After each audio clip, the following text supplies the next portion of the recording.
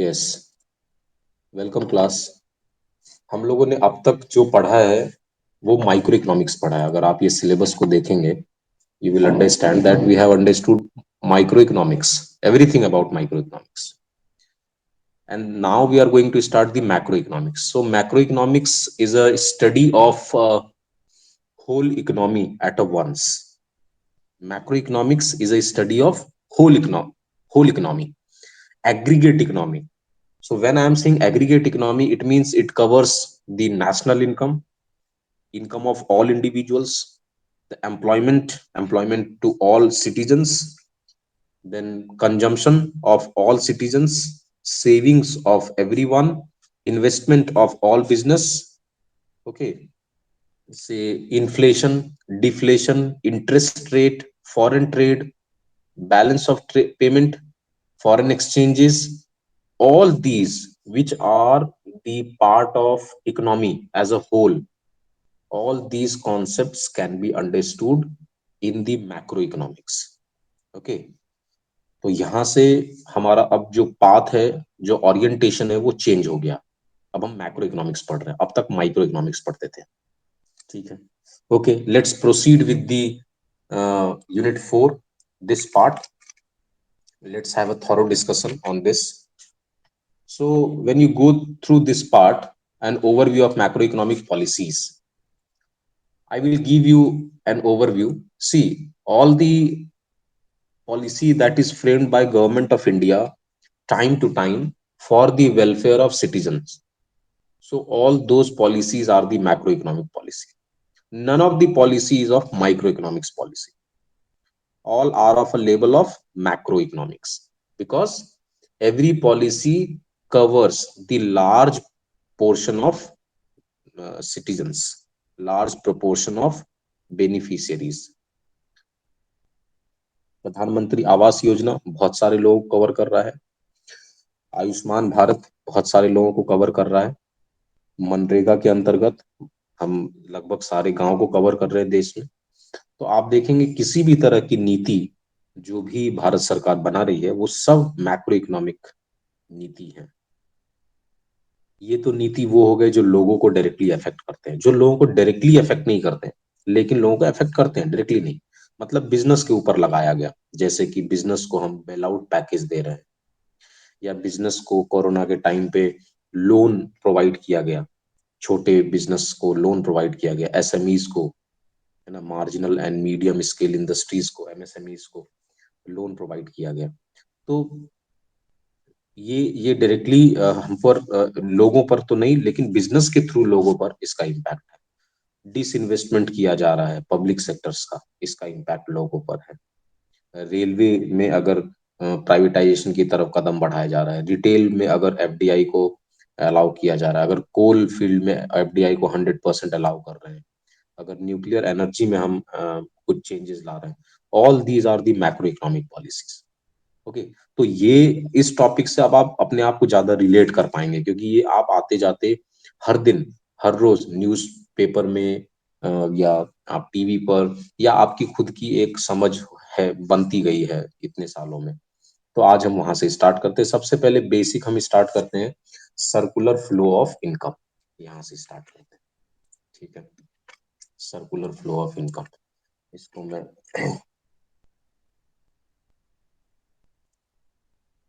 Circular flow of income में देखेंगे तो यहाँ पे तीन सर्कुलर फ्लो ऑफ इनकम को अपने को देखना है। वो जो तीन है वो कुछ इस तरह से, let me discuss. The first one is two sector model, two sector circular flow of income. The second is three sector circular flow of income, and the third one is four sector circular flow of income. Okay, now let's understand that if say government is absent, समझ लीजिए कि अब दो ही तरह के लोग हैं हमारे यहाँ। एक तो है हाउस होल्ड, आम लोग, और एक है बिजनेस फर्म। बहुत ही आसान करके, बेसिक करके समझाने की कोशिश की गई, इसलिए इस लेवल तक नीचे आए। तो टू सेक्टर में हमने किन किन दो लोगों को लिया? एक तो हाउस होल्ड, हाउस होल्ड को मैं एच एच लिख रहा हूँ, और दूसरा फॉर्म। ठीक है, हाउस होल्ड और फर्म। तो हम एक ऐसी अर्थव्यवस्था की कामना करते हैं, just imagine the economy where only two participants are there. One is household and other is firm. Now how these two participants is doing transaction, that we need to understand. Okay, to understand this, let's come to this part.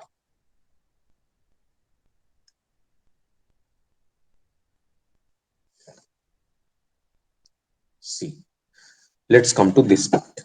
Okay, so I am writing this page number 21, है ना, figure number 2.1 आपको यहाँ पर देखना है। Page number 21 figure 2.1 ये आपको देखना है। अच्छा, अब देखते हैं, इसको समझते हैं। समझ लीजिए दो ही सेक्टर है हमारे पास, एक हाउस होल्ड है, एक फर्म है। थोड़ी देर के लिए इसको फाइनेंशियल मार्केट को मत देखिए, भूल जाइए। अब देखते हैं कि हाउस होल्ड और फर्म के बीच में किस तरह के ट्रांजेक्शन होते हैं। हम कौन सी टॉपिक पढ़ रहे हैं? Circular flow of income. इसका मतलब है कि इनकम किस तरह से फ्लो होता है। सर्कुलर का मतलब है, जाहिर सी बात है, एक पॉकेट से दूसरी पॉकेट और फिर दूसरी पॉकेट से पहले पॉकेट की तरफ आता जाता रहता है। तो ये सर्कुलर फ्लो है। So we need to understand this, है ना, कि ये इनकम फ्लो कैसे करता है। आइए अब इसको समझते हैं। हाउसहोल्ड ने हाउसहोल्ड ने बिजनेस फर्म को क्या दिया? हाउसहोल्ड ने बिजनेस फर्म को दिया फैक्टर्स ऑफ प्रोडक्शन। क्या दिया? Factors of production, land, labour, capital and enterprise, या एंटरप्रेन्योर आप कह लीजिए या इंटरप्राइज कह लीजिए, दैट फोर्थ वन। ओके, बदले में हाउस होल्ड से जमीन मिला, हाउस होल्ड से लेबर मिला, हाउस होल्ड से कैपिटल मिला, ये सब कुछ हाउस होल्ड से मिला है। तो बिजनेस फर्म उसके बदले में क्या करेगा? Factor payment.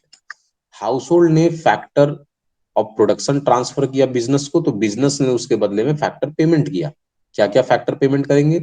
लेबर के बदले में वो वेजेस देंगे, लैंड के बदले में वो रेंट देंगे, कैपिटल के बदले में वो इंटरेस्ट देंगे, और इंटरप्राइज के बदले में वो प्रॉफिट देंगे। तो इस तरह से फैक्टर्स ऑफ प्रोडक्शन ट्रांसफर हुआ household to business firm, and factor of payment transfer हो रहा है business firm to household. तो एक ट्रांजेक्शन ये समझ में आया। दूसरी तरफ बिजनेस फर्म कोई गुड्स एंड सर्विसेज बना रहा है, तो business firm goods and services इसको दे रहा है। ये देखिए एरो इस तरफ जा रहा है, मैं कर्सर से भी दिखा रहा हूँ, ये flow of goods and services. बदले में हाउस होल्ड उसको क्या देगा? गुड्स एंड सर्विसेज का पेमेंट, जिसको हम कहते हैं कंजम्पशन एक्सपेंडिचर, ओके। अब आप एक बात समझिए कि अगर हाउस होल्ड को 1,000 रुपए उसको ये मिले फैक्टर पेमेंट से, 1,000 रुपए आए, है ना, वेजेस रेंट इंटरेस्ट प्रॉफिट, मान लीजिए यहां से 1,000 रुपए आए, तो क्या 1,000 रुपए पूरा वो कंज्यूम कर रहा है? नहीं, वो 1,000 रुपए में से 600 रुपए ही कंज्यूम कर रहा है। तो बचा हुआ 400 वो क्या कर रहा है? सेव कर रहा है। तो उसके लिए अब आपको यहां देखना फाइनेंशियल मार्केट। तो यहां पर आपको ऐसे नहीं समझना है कि सर ये तीन सेक्टर है, हाउस होल्ड, फाइनेंशियल मार्केट और बिजनेस फर्म। नहीं, ये सिर्फ दो सेक्टर है। फाइनेंशियल मार्केट यहाँ पर सपोर्टिंग सेक्टर है। वो क्या कर रहा है? सिर्फ सपोर्ट कर रहा है गुड मॉर्निंग इनकम सर। को एक जगह से, गुड मॉर्निंग, एक जगह से दूसरी जगह पहुंचाने के लिए सिर्फ सपोर्ट कर रहा है। वो खुद में एक सेक्टर नहीं है हमारे इस सर्कुलर फ्लो की स्टडी। इसको ध्यान रखिएगा। तो दो ही सेक्टर है, हाउस होल्ड और बिजनेस। फाइनेंशियल मार्केट क्या करेगा? हाउस होल्ड अपने सेविंग्स को फाइनेंशियल मार्केट में डालेगा, और फाइनेंशियल मार्केट इस सेविंग्स को इन्वेस्टमेंट में कन्वर्ट करके बिजनेस फर्म को दे देगा। ये इसका काम है, ठीक है। बदले में बिजनेस फर्म उसको इंटरेस्ट देगा, जो इंटरेस्ट इसके पास वापस पहुंचेगा। तो आप इस तरह से समझिए कि financial market just a catalyst, a mediator who support transfer of savings from house hold and convert it into investment to business firm.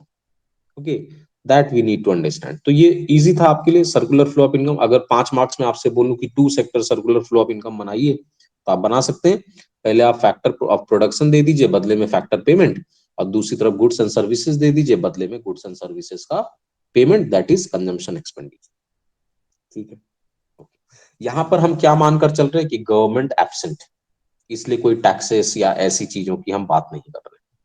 तो आप समझिए कि जो लैंड, लेबर, कैपिटल, एंटरप्रेन्योर जो मिल रहा है बिजनेस फर्म को, उसके बदले में जो फैक्टर पेमेंट हुआ, that factor payment is the cost of goods and services, ये सुनो। तो आप देखेंगे कि ये वाला जो फैक्टर पेमेंट है, इसी के बराबर के वैल्यू की गुड्स एंड सर्विसेज है ना। अगर ये फैक्टर पेमेंट हाउस होल्ड को 1,000 रुपए का मिला है, तो इसका मतलब बिजनेस फर्म ने 1,000 रुपए का सामान बनाया है। बिजनेस फर्म ने अगर 1,000 रुपए का सामान बनाया है, तो हाउस होल्ड ने मान लो 600 रुपए का ही सामान खरीदा, जो मैंने बताया 400 रुपए तो उसने सेव कर लिया। तो 400 रुपए का सामान बिजनेस फर्म ने कहाँ रखा? 400 रुपए का सामान बिजनेस फर्म ने इन्वेंट्री में रखा। उस इन्वेंट्री को हम कह रहे हैं इन्वेस्टमेंट एक्सपेंडिचर, क्योंकि वो तो उसका इन्वेस्टमेंट है, वो अगले साल बेच लेगा, तो वो क्या है? उसका इन्वेस्टमेंट एक्सपेंडिचर। उसके वो है जो उसने खर्च तो ऑलरेडी कर दिया है, लेकिन उसका रिटर्न अभी उसको नहीं आया। That is investment expenditure. Okay, तो आप देखेंगे ये पूरा फ्लो अपने आप को कंप्लीट कर रहा है। यहां से मान लीजिए 1,000 रुपए की वैल्यू की फैक्टर प्रोडक्शन आई, 1,000 रुपए के वैल्यू की वेजेस रेंट आया, इसने 600 रुपए का कंज्यूम किया, तो गुड्स एंड सर्विसेज भी 600 रुपए का आया। इसने सेविंग 400 रुपए का किया, तो वो इन्वेस्टमेंट में 400 रुपए बदल गया, और ये 400 रुपए का उसके पास इन्वेंट्री रखा हुआ है। इस तरह से आपको देखना है कि circular flow of income complete होता है यहाँ पर। ओके, ये था टू सेक्टर मॉडल आपके लिए। अब आएंगे हम थ्री सेक्टर। अब टू सेक्टर मॉडल के कुछ उसको सीख लेते हैं, आइडेंटिटीज को सीख लेते हैं। ओके, टू सेक्टर मॉडल में देखते हैं आइडेंटिटीज क्या क्या है। अगर टू सेक्टर मॉडल में देखें तो यहाँ आइडेंटिटी देखने को मिलता है। एक तरफ तो है कि हाउस होल्ड, हाउस होल्ड क्या कर रहा है? अगर हाउस होल्ड को 1,000 रुपए मिल रहा है, तो वो या तो उसको कंज्यूम कर रहा है 600 रुपए का, और या तो उसको सेव कर रहा है। हाउस होल्ड की नजर से देखें तो वो या तो कंज्यूम कर रहा है या तो सेव कर रहा है। यस, यस और नो। वहीं अगर हम बिजनेस की नजर से देखें, तो वो अपने टोटल गुड्स को या तो हाउस होल्ड की तरफ भेज रहा है, या फिर वो इन्वेंट्री में रख रहा है। यस और नो, या तो हाउस होल्ड की तरफ भेज रहा है या इन्वेंट्री में रख रहा है। जो हाउस होल्ड की तरफ भेज रहा है वो तो सी के बराबर है। जो हाउस होल्ड की तरफ भेज रहा है वो सी के बराबर है, यानी गुड्स एंड सर्विसेज की वैल्यू क्या है? सी। और जो इन्वेंट्री में रख रहा है, जो इन्वेंट्री में रख रहा है, उसकी वैल्यू क्या है? आई। उसकी वैल्यू क्या है? आई, दैट इज इन्वेस्टमेंट एक्सपेंडिचर। अगर हम इस आइडेंटिटी को लेकर चले, तो सी से सी कैंसिल हो जाएगा, और बचेगा क्या? एस इज इक्वल टू आई। तो हम पाएंगे कि सेविंग इन्वेस्टमेंट के बराबर होना चाहिए या होता है। Saving investment is equal to each other. आप वैसे भी अगर देखेंगे तो लोन बैंक कैसे बांटती है? तभी बांट पाती है जब लोग अपने पैसे सेव करके बैंकों में रखते हैं, और बदले में बैंक उसको जो है लोन में कन्वर्ट करती है ना। तो सेविंग यहाँ पर इन्वेस्टमेंट के बराबर है। ये हमने कंक्लूजन निकाला टू सेक्टर मॉडल से।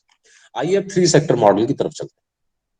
जल्दी से थ्री सेक्टर मॉडल देख लेंगे। थ्री सेक्टर मॉडल कहाँ मिलेगा? Page number 25, figure number 2.2।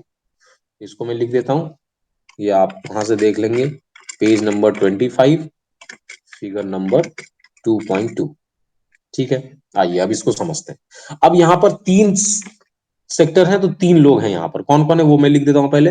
एक तो हाउस होल्ड अपना पुराना खिलाड़ी, दूसरा फर्म अपना पुराना खिलाड़ी, और अब यहाँ पर आ जाते हैं गवर्नमेंट। अब यहाँ पर आ जाती है गवर्नमेंट। ठीक है, तो गवर्नमेंट हमारी यहाँ पे थर्ड प्लेयर है, थर्ड सेक्टर। तो यहाँ पर गवर्नमेंट एब्सेंट थे, तो इसको हम कह सकते हैं टू सेक्टर मॉडल, या फिर कह सकते हैं sector with absence of government. Okay, अब यहां पर देखते हैं, यहां पर गवर्नमेंट आ गई है।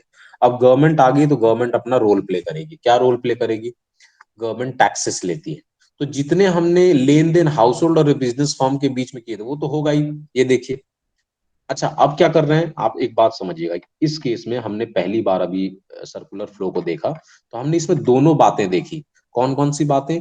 एक तो कौन सा रिसोर्स गया, ये देखिए लैंड, लेबर, कैपिटल गया, और बदले में पेमेंट क्या आया या इनकम क्या आया? वेजेस, रेंट, इंटरेस्ट, प्रॉफिट आया। यहां पर भी हमने देखा कि क्या गया? गुड्स एंड सर्विसेज गया, और बदले में पेमेंट कैसा गया या इनकम कैसा गया? बिजनेस के पास कंजम्पशन एक्सपेंडिचर। तो हालांकि हमारा काम है इनकम के ही फ्लो को देखना, ये जो गुड्स एंड सर्विसेज है, ये जो लैंड, कैपिटल, ये दिखाना हमारा काम नहीं है ना। लेकिन चूंकि हम बेसिक्स पढ़ रहे थे, पहली बार पढ़ रहे थे, इसलिए दिखाया गया।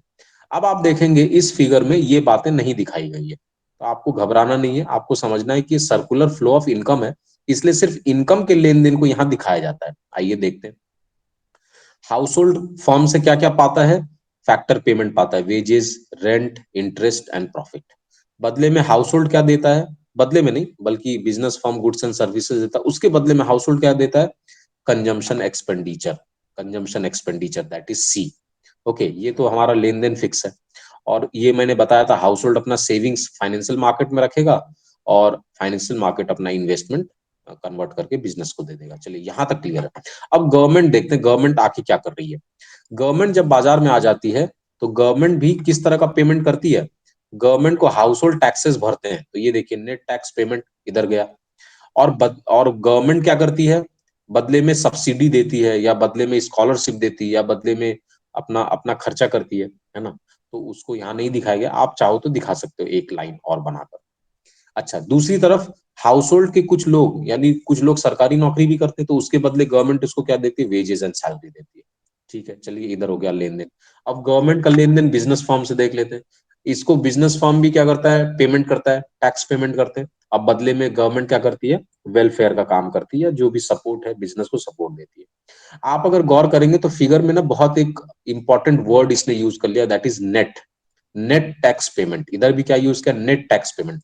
नेट टैक्स पेमेंट का मतलब क्या है मालूम, जैसे कि गवर्नमेंट को हमने टैक्स भरा 1,000 रुपए और गवर्नमेंट ने सब्सिडी दे दिया 600 रुपए का, तो गवर्नमेंट के पास नेट अमाउंट कितना पहुंचा, 400 रुपए का। यानी कि गवर्नमेंट जो बेनिफिट आपको दे रही है उसको माइनस करके यहाँ पे लिखा गया ऑलरेडी। तो आप एग्जाम में या तो नेट टैक्स पेमेंट लिखेंगे या फिर आप लिखेंगे कि टैक्स पेमेंट इधर गया और बदले में सब्सिडी और वो सब चीजें इधर आई, बेल आउट पैकेजेस है ना सब्सिडी। या तो दो एरो बना दीजिएगा, या तो एक ही एरो में आप सिर्फ लिख सकते हैं नेट टैक्स पेमेंट। इसका मतलब है नेट वर्ड लगाने से क्या हो जाएगा कि आपने वो सब्सिडी वाला पार्ट ऑलरेडी डिडक्ट कर लिया है। चलिए ठीक है, यहाँ देखिए गवर्नमेंट परचेजेस ऑफ गुड्स। अच्छा, बिजनेस से गवर्नमेंट भी सामान खरीदती है, बिल्कुल। कोई भी संस्था देख लीजिए सरकार की, उसमें टेबल कुर्सी पंखा है ना, पर्दा, कुछ भी लग रहा है अगर, कुछ भी, तो वो सब कुछ तो वो बिजनेस से ही खरीद रही, खुद तो नहीं बना रही ये सब चीजें। तो गवर्नमेंट उसके बदले में बिजनेस को जो पेमेंट करती है उसको गवर्नमेंट परचेजेस कहते हैं। ठीक है, तो ये three sector model, basic three sector model. अब यहां से देखते हैं हमारा आइडेंटिटी क्या क्या निकलता है। अगर यहां से आइडेंटिटी देखने की कोशिश करें तो यहां से अब दो बातें निकलती है। एक, अभी जो हमने देखा था हाउस होल्ड का, हाउस होल्ड पहले कंज्यूम करता था या हाउस होल्ड सेव करता था, लेकिन अब हाउस होल्ड क्या करेगा, अपने इनकम में से टैक्स भी भरेगा। तो टैक्स को हमने कह दिया टी, C+S+T। यहां तक किसी को डाउट, लेट मी नो। और दूसरी तरफ क्या होता था, फॉर्म क्या कर रही थी, फॉर्म किस किस तरह के खर्चे, फॉर्म अब फॉर्म और हाउस होल्ड मत देखिए बल्कि लोग और बाकी दुनिया देखिए। तो लोगों की इनकम क्या है, कंजम्पशन करती है या सेव करती है, टैक्सेस। आप भी अपनी इनकम से क्या करते हैं बताइए, तीन काम के अलावा चौथा क्या करते हैं बताइएगा। चौथा आप कोई काम नहीं करते, या तो कंज्यूम करते हैं, या सेव करते हैं, या टैक्स भरते हैं। चौथा कोई काम नहीं करते आप। तो और दूसरी तरफ हमारा एक्सपेंडिचर कहाँ कहाँ है, गुड्स एंड सर्विसेज में हर तरह का एक्सपेंडिचर जो लोग कर रहे हैं वो कंजम्पशन एक्सपेंडिचर। इन्वेंट्री में जो बच गया वो सब इन्वेस्टमेंट एक्सपेंडिचर है। और सरकार ने जो खर्च किए वो गवर्नमेंट एक्सपेंडिचर है। गवर्नमेंट एक्सपेंडिचर को हम कहते हैं जी। क्या क्या आएगा गवर्नमेंट एक्सपेंडिचर में, रोड, ब्रिज, डैम, या किसी भी तरह का इंफ्रास्ट्रक्चर डेवलपमेंट, किसी भी तरह का खर्चा जो सरकार करती है बिना किसी लेन देन के, सब्सिडी दे रही है, वो भी खर्चा है सरकार का, है ना। तो वो सब आ गया किसमें, जी में आ गया। और टी में हमारा नेट टैक्स पेमेंट नहीं है बल्कि टोटल टैक्स पेमेंट है, इसको ध्यान रखिएगा। तो जी माइनस टी करेंगे तब जाके नेट टैक्स पेमेंट आएगा। खैर, तो अब हमने देखा सारी इनकम को हम C+S+T कह सकते हैं और सारे एक्सपेंडिचर को C+I+G कह सकते हैं। इसको समझ, और ये दोनों बराबर है, ये दोनों बराबर कैसे, इसको समझने के लिए एक एग्जांपल देता हूँ।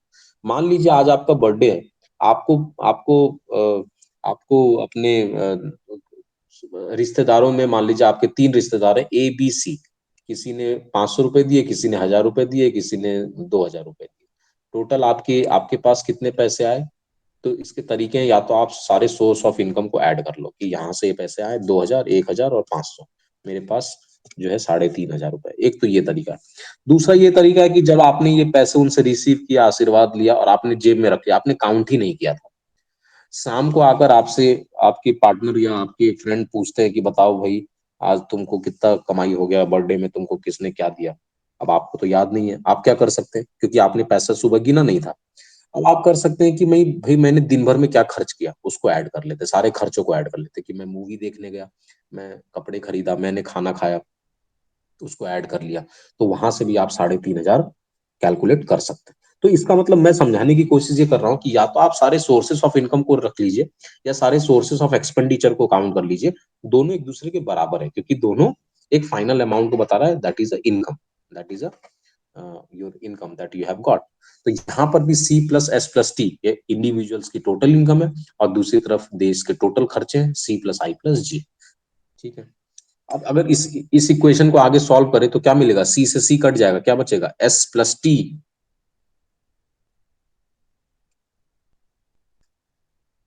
अच्छा, इसको मैं यहाँ S प्लस टी बताऊंगा, लेकिन उससे पहले एक एग्जांपल और एक एक चीज में और इसमें जोड़ देता हूँ। यहाँ पर आप देखेंगे, ये टोटल आपको यहाँ तक मिल गया, ये देखिए C plus I plus G is equal to C plus S plus T, है ना, यहाँ तक मिल गया। ठीक है, अब इसको यहाँ कन्वर्ट कर सकते हैं, C से C कट गया, बचा क्या, आई जी एक तरफ बच गया, दूसरी तरफ एस टी बच गया। ठीक है, by rearranging we can obtain this. आइए इसको ऑब्टेन करते हैं, क्या निकला, S plus T is equal to I plus G. ये ना कंफर्म, ये आइडेंटिटी फिक्स हो गया, ये आइडेंटिटी अब चेंज नहीं होगा। जब जब मैं सी बोलूं आपको समझना है कंजम्पशन एक्सपेंडिचर, जब जब मैं आई बोलूं अब आपको समझना है इन्वेस्टमेंट एक्सपेंडिचर, जब भी जी बोलूं आपको समझना है गवर्नमेंट एक्सपेंडिचर, जब भी एस बोलूं दैट इज सेविंग, जब भी टी बोलूं दैट इज टैक्सेस। ठीक है, अब इसको रीअरेंज करके क्या बनाने की कोशिश कर रहे हैं, टी को इधर ही छोड़ दीजिए, जी को उधर से ले आइए, तो बन जाएगा टी माइनस जी, और इस तरफ आई हमारा पहले से है, इधर आप एस को ले आइए, तो क्या बन जाएगा, I minus S. Now what is this T minus ji,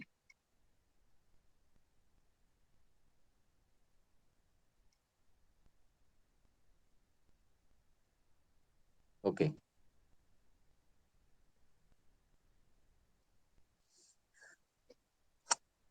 T minus G का कॉन्सेप्ट इन्होंने हालांकि बाद में बताया, लेकिन मैं बता देता हूं अभी। T minus G is the public savings, T minus G is what, public savings. कैसे, गवर्नमेंट ने टैक्स जमा किया, मान लीजिए देश भर से टैक्स लिया उन्होंने 2,000 रुपए, बदले में गवर्नमेंट ने खर्चे किए, road bridge dam infrastructure subsidy सब देने में उन्होंने खर्च किया 1,600 रुपए। तो गवर्नमेंट ने टैक्स कितना कलेक्ट किया, 2,000 रुपए, गवर्नमेंट ने खर्च आपके ऊपर कितना किया, 1,600 रुपए, बचा कितना, 400 रुपए, वो क्या कहलाएगा, पब्लिक सेविंग्स। क्या कहलाएगा, पब्लिक सेविंग्स। तो इसको मैं नाम देता हूँ, ये क्या है, public savings. T minus G is what, public saving. ठीक है, जो पैसे बच गए, जो पैसे बच गए, 400 रुपीज। अब दूसरी तरफ क्या है, आई माइनस एस, इसका कोई टर्मिनोलॉजी नाम नहीं है, लेकिन यहां से हम ये समझ सकते हैं कि इन्वेस्टमेंट माइनस सेविंग्स कितना होना चाहिए, 400 रुपए का, यानी 400 रुपए का इन्वेस्टमेंट ज्यादा है। तो ये कहाँ से ज्यादा आया, जो पब्लिक सेविंग्स हुआ ना, पब्लिक सेविंग्स हुआ ना, उसको अगर इन्वेस्टमेंट में बैंक कन्वर्ट करती है, आरबीआई किसी तरह कन्वर्ट करती है, तो उसको भी हम कह सकते हैं पब्लिक सेविंग। तो पब्लिक सेविंग यहाँ पर हम किसको कह रहे हैं, आई माइनस एस को नहीं कह रहे, आई माइनस एस तो इसके बराबर है, पब्लिक सेविंग हम कह रहे हैं टी माइनस जी को। तो इसको मैं कलर कर देता हूँ सो दैट आपको ध्यान रहे, ये है पब्लिक सेविंग्स। चलिए, अब इसी को रीअरेंज वापस से मैं करता हूँ। ठीक है, यहां से इसी टर्म को मैं वापस लेता हूँ, ये सारे कॉन्सेप्ट अपने को सीखने, इसलिए चलिए अब यहां पर मैं क्या करता हूं, जी माइनस टी, पहले क्या किया था टी माइनस जी, अब मैं जी माइनस टी करता हूं। कैसे, यहाँ सेविंग को रहने दीजिए, आई उधर से आ जाएगा इधर, तो उसको मैं कह दूंगा ये, जी वहां पहले से है, टी इधर से ले आएंगे तो बनेगा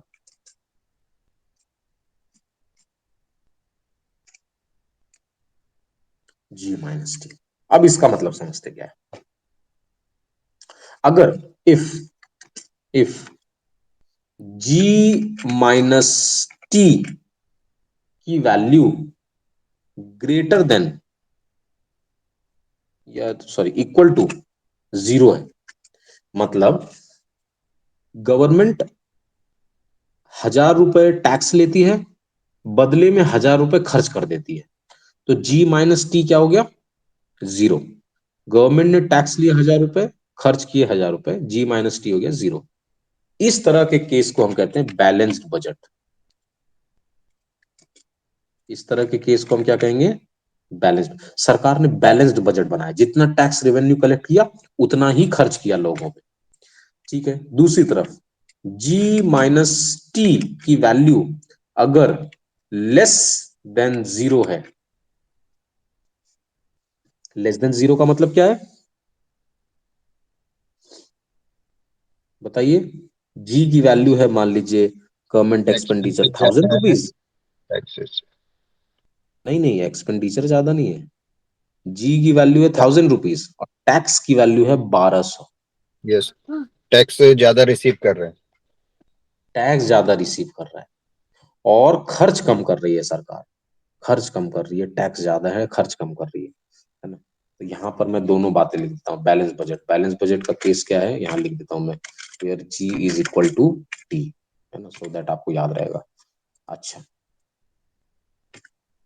अब इस केस में अगर हम देखें तो क्या दिख रहा है कि गवर्नमेंट खर्चा कम कर रही है, टैक्स ज्यादा कलेक्ट कर रही है, यानी गवर्नमेंट किस तरह का बजट बना रही है? सरप्लस बजट बना रही है। ज्यादा पैसे सरकार के पास रह जा रहा है और सरकार खर्च कम कर रही है। सरकार खर्च कम कर रही है। तीसरी तरफ जो आमतौर पर दुनिया का हर देश करता है वो क्या है? वो ये है, इसको कहते हैं डेफिसिट बजट। डेफिसिट बजट, सरकार 1,000 रुपए कलेक्ट करती है तो 1,200 रुपए खर्च करती है। सरकार अगर 1,000 रुपए कलेक्ट करती है तो वो 1,200 रुपए खर्च करती है। Deficit budget. आप बोलोगे सर कैसे, और ये फायदेमंद क्यों है, सरकार ऐसा क्यों करती है, डेफिसिट बजट क्यों बनाती है? अगर डेफिसिट बजट नहीं बनाएगी तो हमारी जीडीपी, हमारी इकोनॉमी तरक्की नहीं कर पाएगी। डेफिसिट बजट कारण है तरक्की करने का। अगर सरप्लस बजट बनाएंगे तो कभी तरक्की नहीं होगा। इसको एग्जाम्पल से समझते हैं। आप देखेंगे, मान लीजिए पहले के राजा महाराजा लोग होते थे जो अपनी अर्थव्यवस्था चलाते थे, वो हेवी टैक्सेस वसूल करते थे सबसे और खजाने में रखते थे। तो जितने रसूख लोग हैं और जो राजा हैं, बस उन्हीं लोगों की चांदी होती थी। बाकी, क्योंकि उनके पास पैसे बहुत है, टैक्सेस बहुत कलेक्ट किया, पैसे बहुत है, खर्च वो कम कर रहे हैं, लोगों के ऊपर खर्च कम कर रहे हैं, गवर्नमेंट एक्सपेंडिचर उनका कम है, तो हमेशा सरप्लस बजट बनाते थे। 1,000 रुपए टैक्स कलेक्ट किया तो 100, 200, 500 रुपए खर्च करेंगे, बाकी खजाने में रहेगा। तो ऐसे में जो जनता है वो हमेशा गरीब ही रहती थी। इसीलिए मोनार्क या मोनार्की सिस्टम को या जार सिस्टम को दुनिया भर के देशों ने, दुनिया भर की डेमोक्रेसीज ने, दुनिया भर के जितने पॉलिटिकल विचारधाराएं, सबने उसका खंडन किया, सबने उसको तोड़ा। और लोगों की भी इसमें सहमति बनी, क्योंकि हमेशा से मोनार्क सिस्टम में, डिक्टेटरशिप में या राजा महाराजा वाले सिस्टम में प्रजा का हित या प्रजा की जो आप कह सकते हैं development in in in the terms of consumptions, उपभोग के सेंस में जो डेवलपमेंट है वो नहीं हो पाता है या कम हो पाता है। इसके विपरीत जब डेफिसिट बजट बनता है, सरकार ने आपसे 1,000 रुपए कलेक्ट किया, बदले में आपके ऊपर 1,200 रुपए खर्च किया, तो इकोनॉमी 200 रुपए से आगे बढ़ी। कैसे, अब इसको समझते हैं। सरकार ने 1,200 रुपए का इंफ्रास्ट्रक्चर खड़ा कर दिया, तो जाहिर सी बात है जब इंफ्रास्ट्रक्चर खड़ा किया तो वो किसी के जेब में तो पैसा गया, किसके जेब में गया? या तो बिजनेस के जेब में गया या लोगों के जेब में गया। जो लोग, मान लीजिए एक ब्रिज बनाया, 1,200 रुपए का ब्रिज बनाया, तो सरकार ने टैक्स आप ही लोगों से 1,000 रुपए कलेक्ट किया और 1,200 रुपए आपको एज ए सैलरी या बिजनेस को कॉन्ट्रैक्ट में दे दिया, तो पैसे तो वापस इकोनॉमी में आ गए ना। 1,200, 200 रुपए ज्यादा आए इकोनॉमी में, तो इकोनॉमी फ्लरिश हुआ। अब आप बोलेंगे सर इकोनॉमी फ्लरिश हुआ तो ये 200 रुपए का भुगतान कौन कर रहा है? 200 रुपए जो डेफिसिट बजट है, इसको हम कहते हैं, इसको क्या किया जाता है, इसको फर्दर यहाँ एरो बना देता हूँ, डेफिसिट बजट को फिर किया जाता है डेफिसिट फाइनेंसिंग। इसको किया जाता है फाइनेंसिंग। आ गया।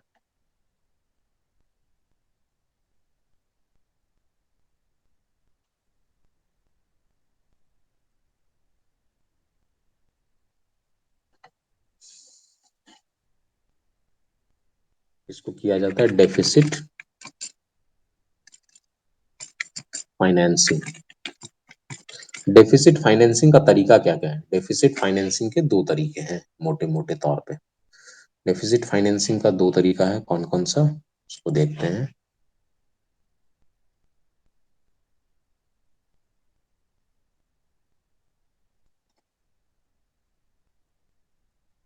कौन कौन से तरीके हैं डेफिसिट फाइनेंसिंग के? पहला तरीका है issues of government bonds and securities. जैसे हमारे लिए एसबीआई है ना, वैसे ही सरकार के लिए आरबीआई है ना, बैंक टू दी गवर्नमेंट। तो हम जैसे लोन लेने जाते हैं तो हमको कोलैटरल देना पड़ता है, वैसे ही जब गवर्नमेंट लोन लेने जाती है तो उनको भी कोलैटरल देना होता है। तो कोलैटरल के नाम पे वो प्रॉमिस है, वो प्रॉमिस देते हैं, क्योंकि गवर्नमेंट देश की किसी संपत्ति को गिरवी नहीं रखते, बल्कि अपने वादे को गिरवी रखते हैं कि मैं वादा करता हूं कि मैं इतने इंटरेस्ट पर इतने समय में पैसे वापस कर दूंगा। और इससे बहुत आपके फिर short term loans, long term loans हैं, वो हमारा अभी इस पढ़ाई का हिस्सा नहीं, इसलिए मैं उस तरफ नहीं जा रहा हूँ।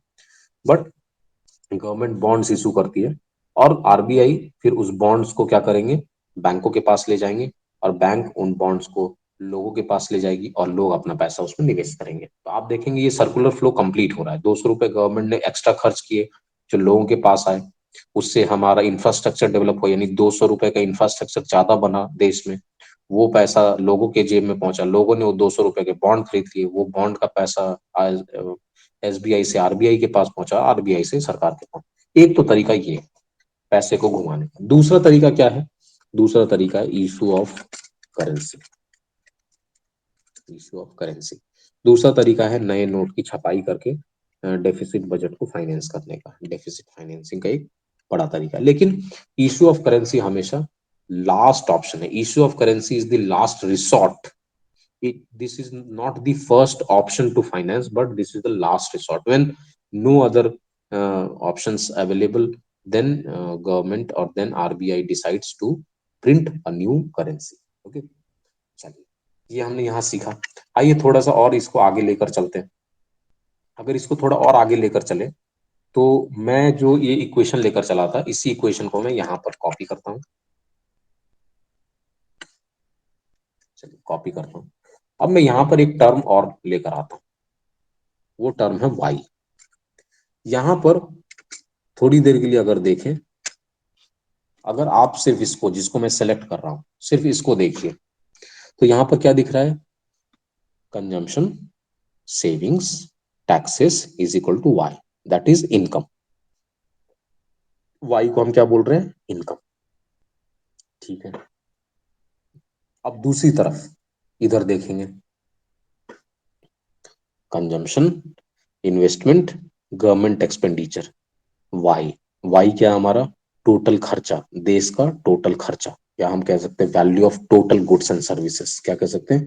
Value of total goods and services, Y. तो यहां से कॉन्सेप्ट कॉमन क्या आ रहा है कि ये सारे इनकम को हमने अगर वाई कहा तो हमारा सारा एक्सपेंडिचर भी हमारा क्या है? Y. C plus S plus T is equal to Y is equal to C plus I plus T.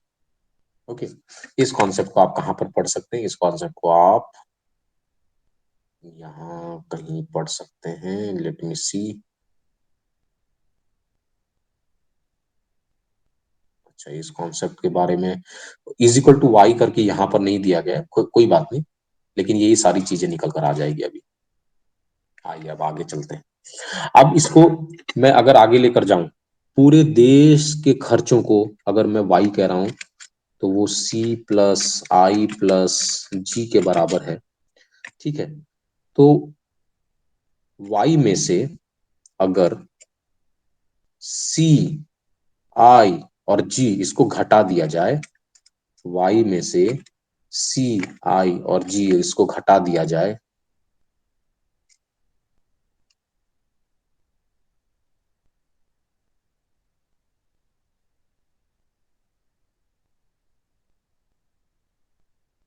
माफ कीजिएगा, आई को नहीं, सिर्फ जी तक, तो क्या बना? इन्वेस्ट। देखिएगा, वाई में से अगर सी और जी को घटा दिया जाए तो क्या बचेगा? Investment.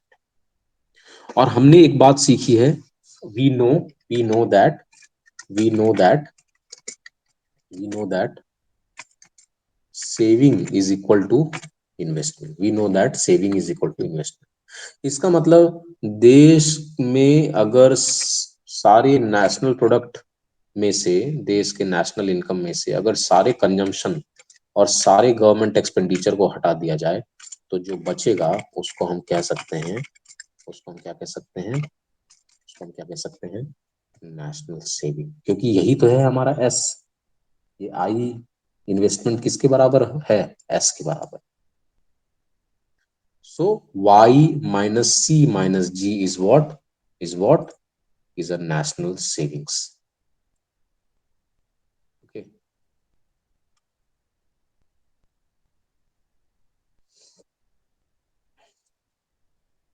Is a national saving. अब इसी बात को मैं एक अलग ढंग से अब लेकर आ रहा हूं, ठीक है।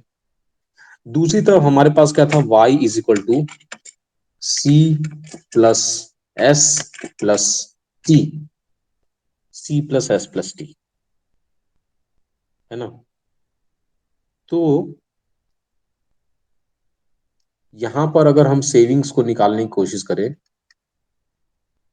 तो वो क्या निकलेगा, यहां पर अगर सेविंग्स को निकालने की कोशिश करें तो क्या निकलेगा, y minus C minus T is equal to was what, savings. y minus C minus T is equal to what, S, that is saving. ठीक है, थोड़ा सा डिफरेंस है इस एस में और नेशनल सेविंग जब मैं कह रहा हूं इसमें, वो मैं अभी आपको बता देता हूं। तो यहां से ये क्या निकल कर आ रहा है, ये क्या निकल कर आ रहा है, एस, ये निकल कर आ रहा है, इसको क्या नाम देते हैं हम, इसको हम कहते हैं प्राइवेट सेविंग्स। इसको हम क्या कह रहे हैं, प्राइवेट सेविंग्स।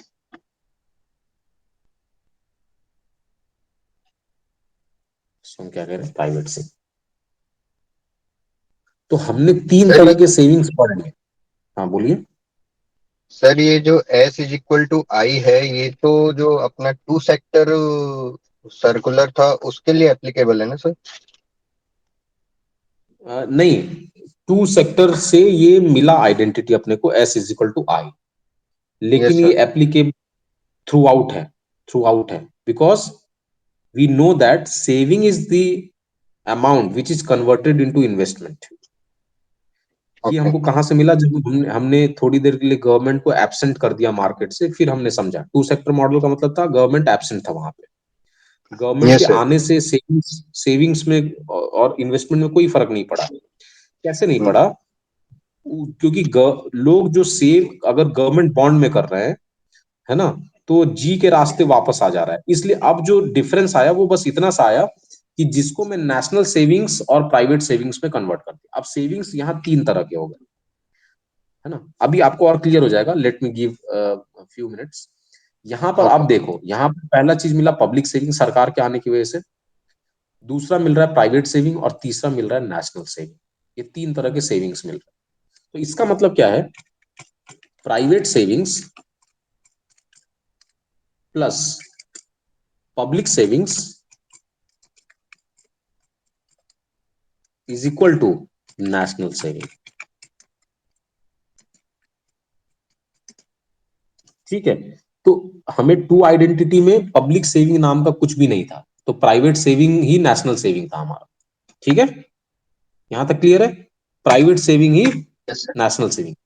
लेकिन जैसे ही थ्री सेक्टर मॉडल आया तो अब यहां पर प्राइवेट और पब्लिक दो तरह के सेविंग्स हो गए। अब इसको मैं वापस से लिखता हूं, देखिएगा, अब मैं इसको लिखूंगा और इसको लिखूंगा और ये मिल जाएगा अपने को अपने आप, ये मैं इक्वल टू के बाद का कन्वर्ट नहीं करूंगा। प्राइवेट सेविंग्स क्या है हमारा, प्राइवेट सेविंग्स है Y minus C minus T. ठीक है, Y minus C minus T, ये क्या है हमारा, ये हमारा प्राइवेट सेविंग्स है।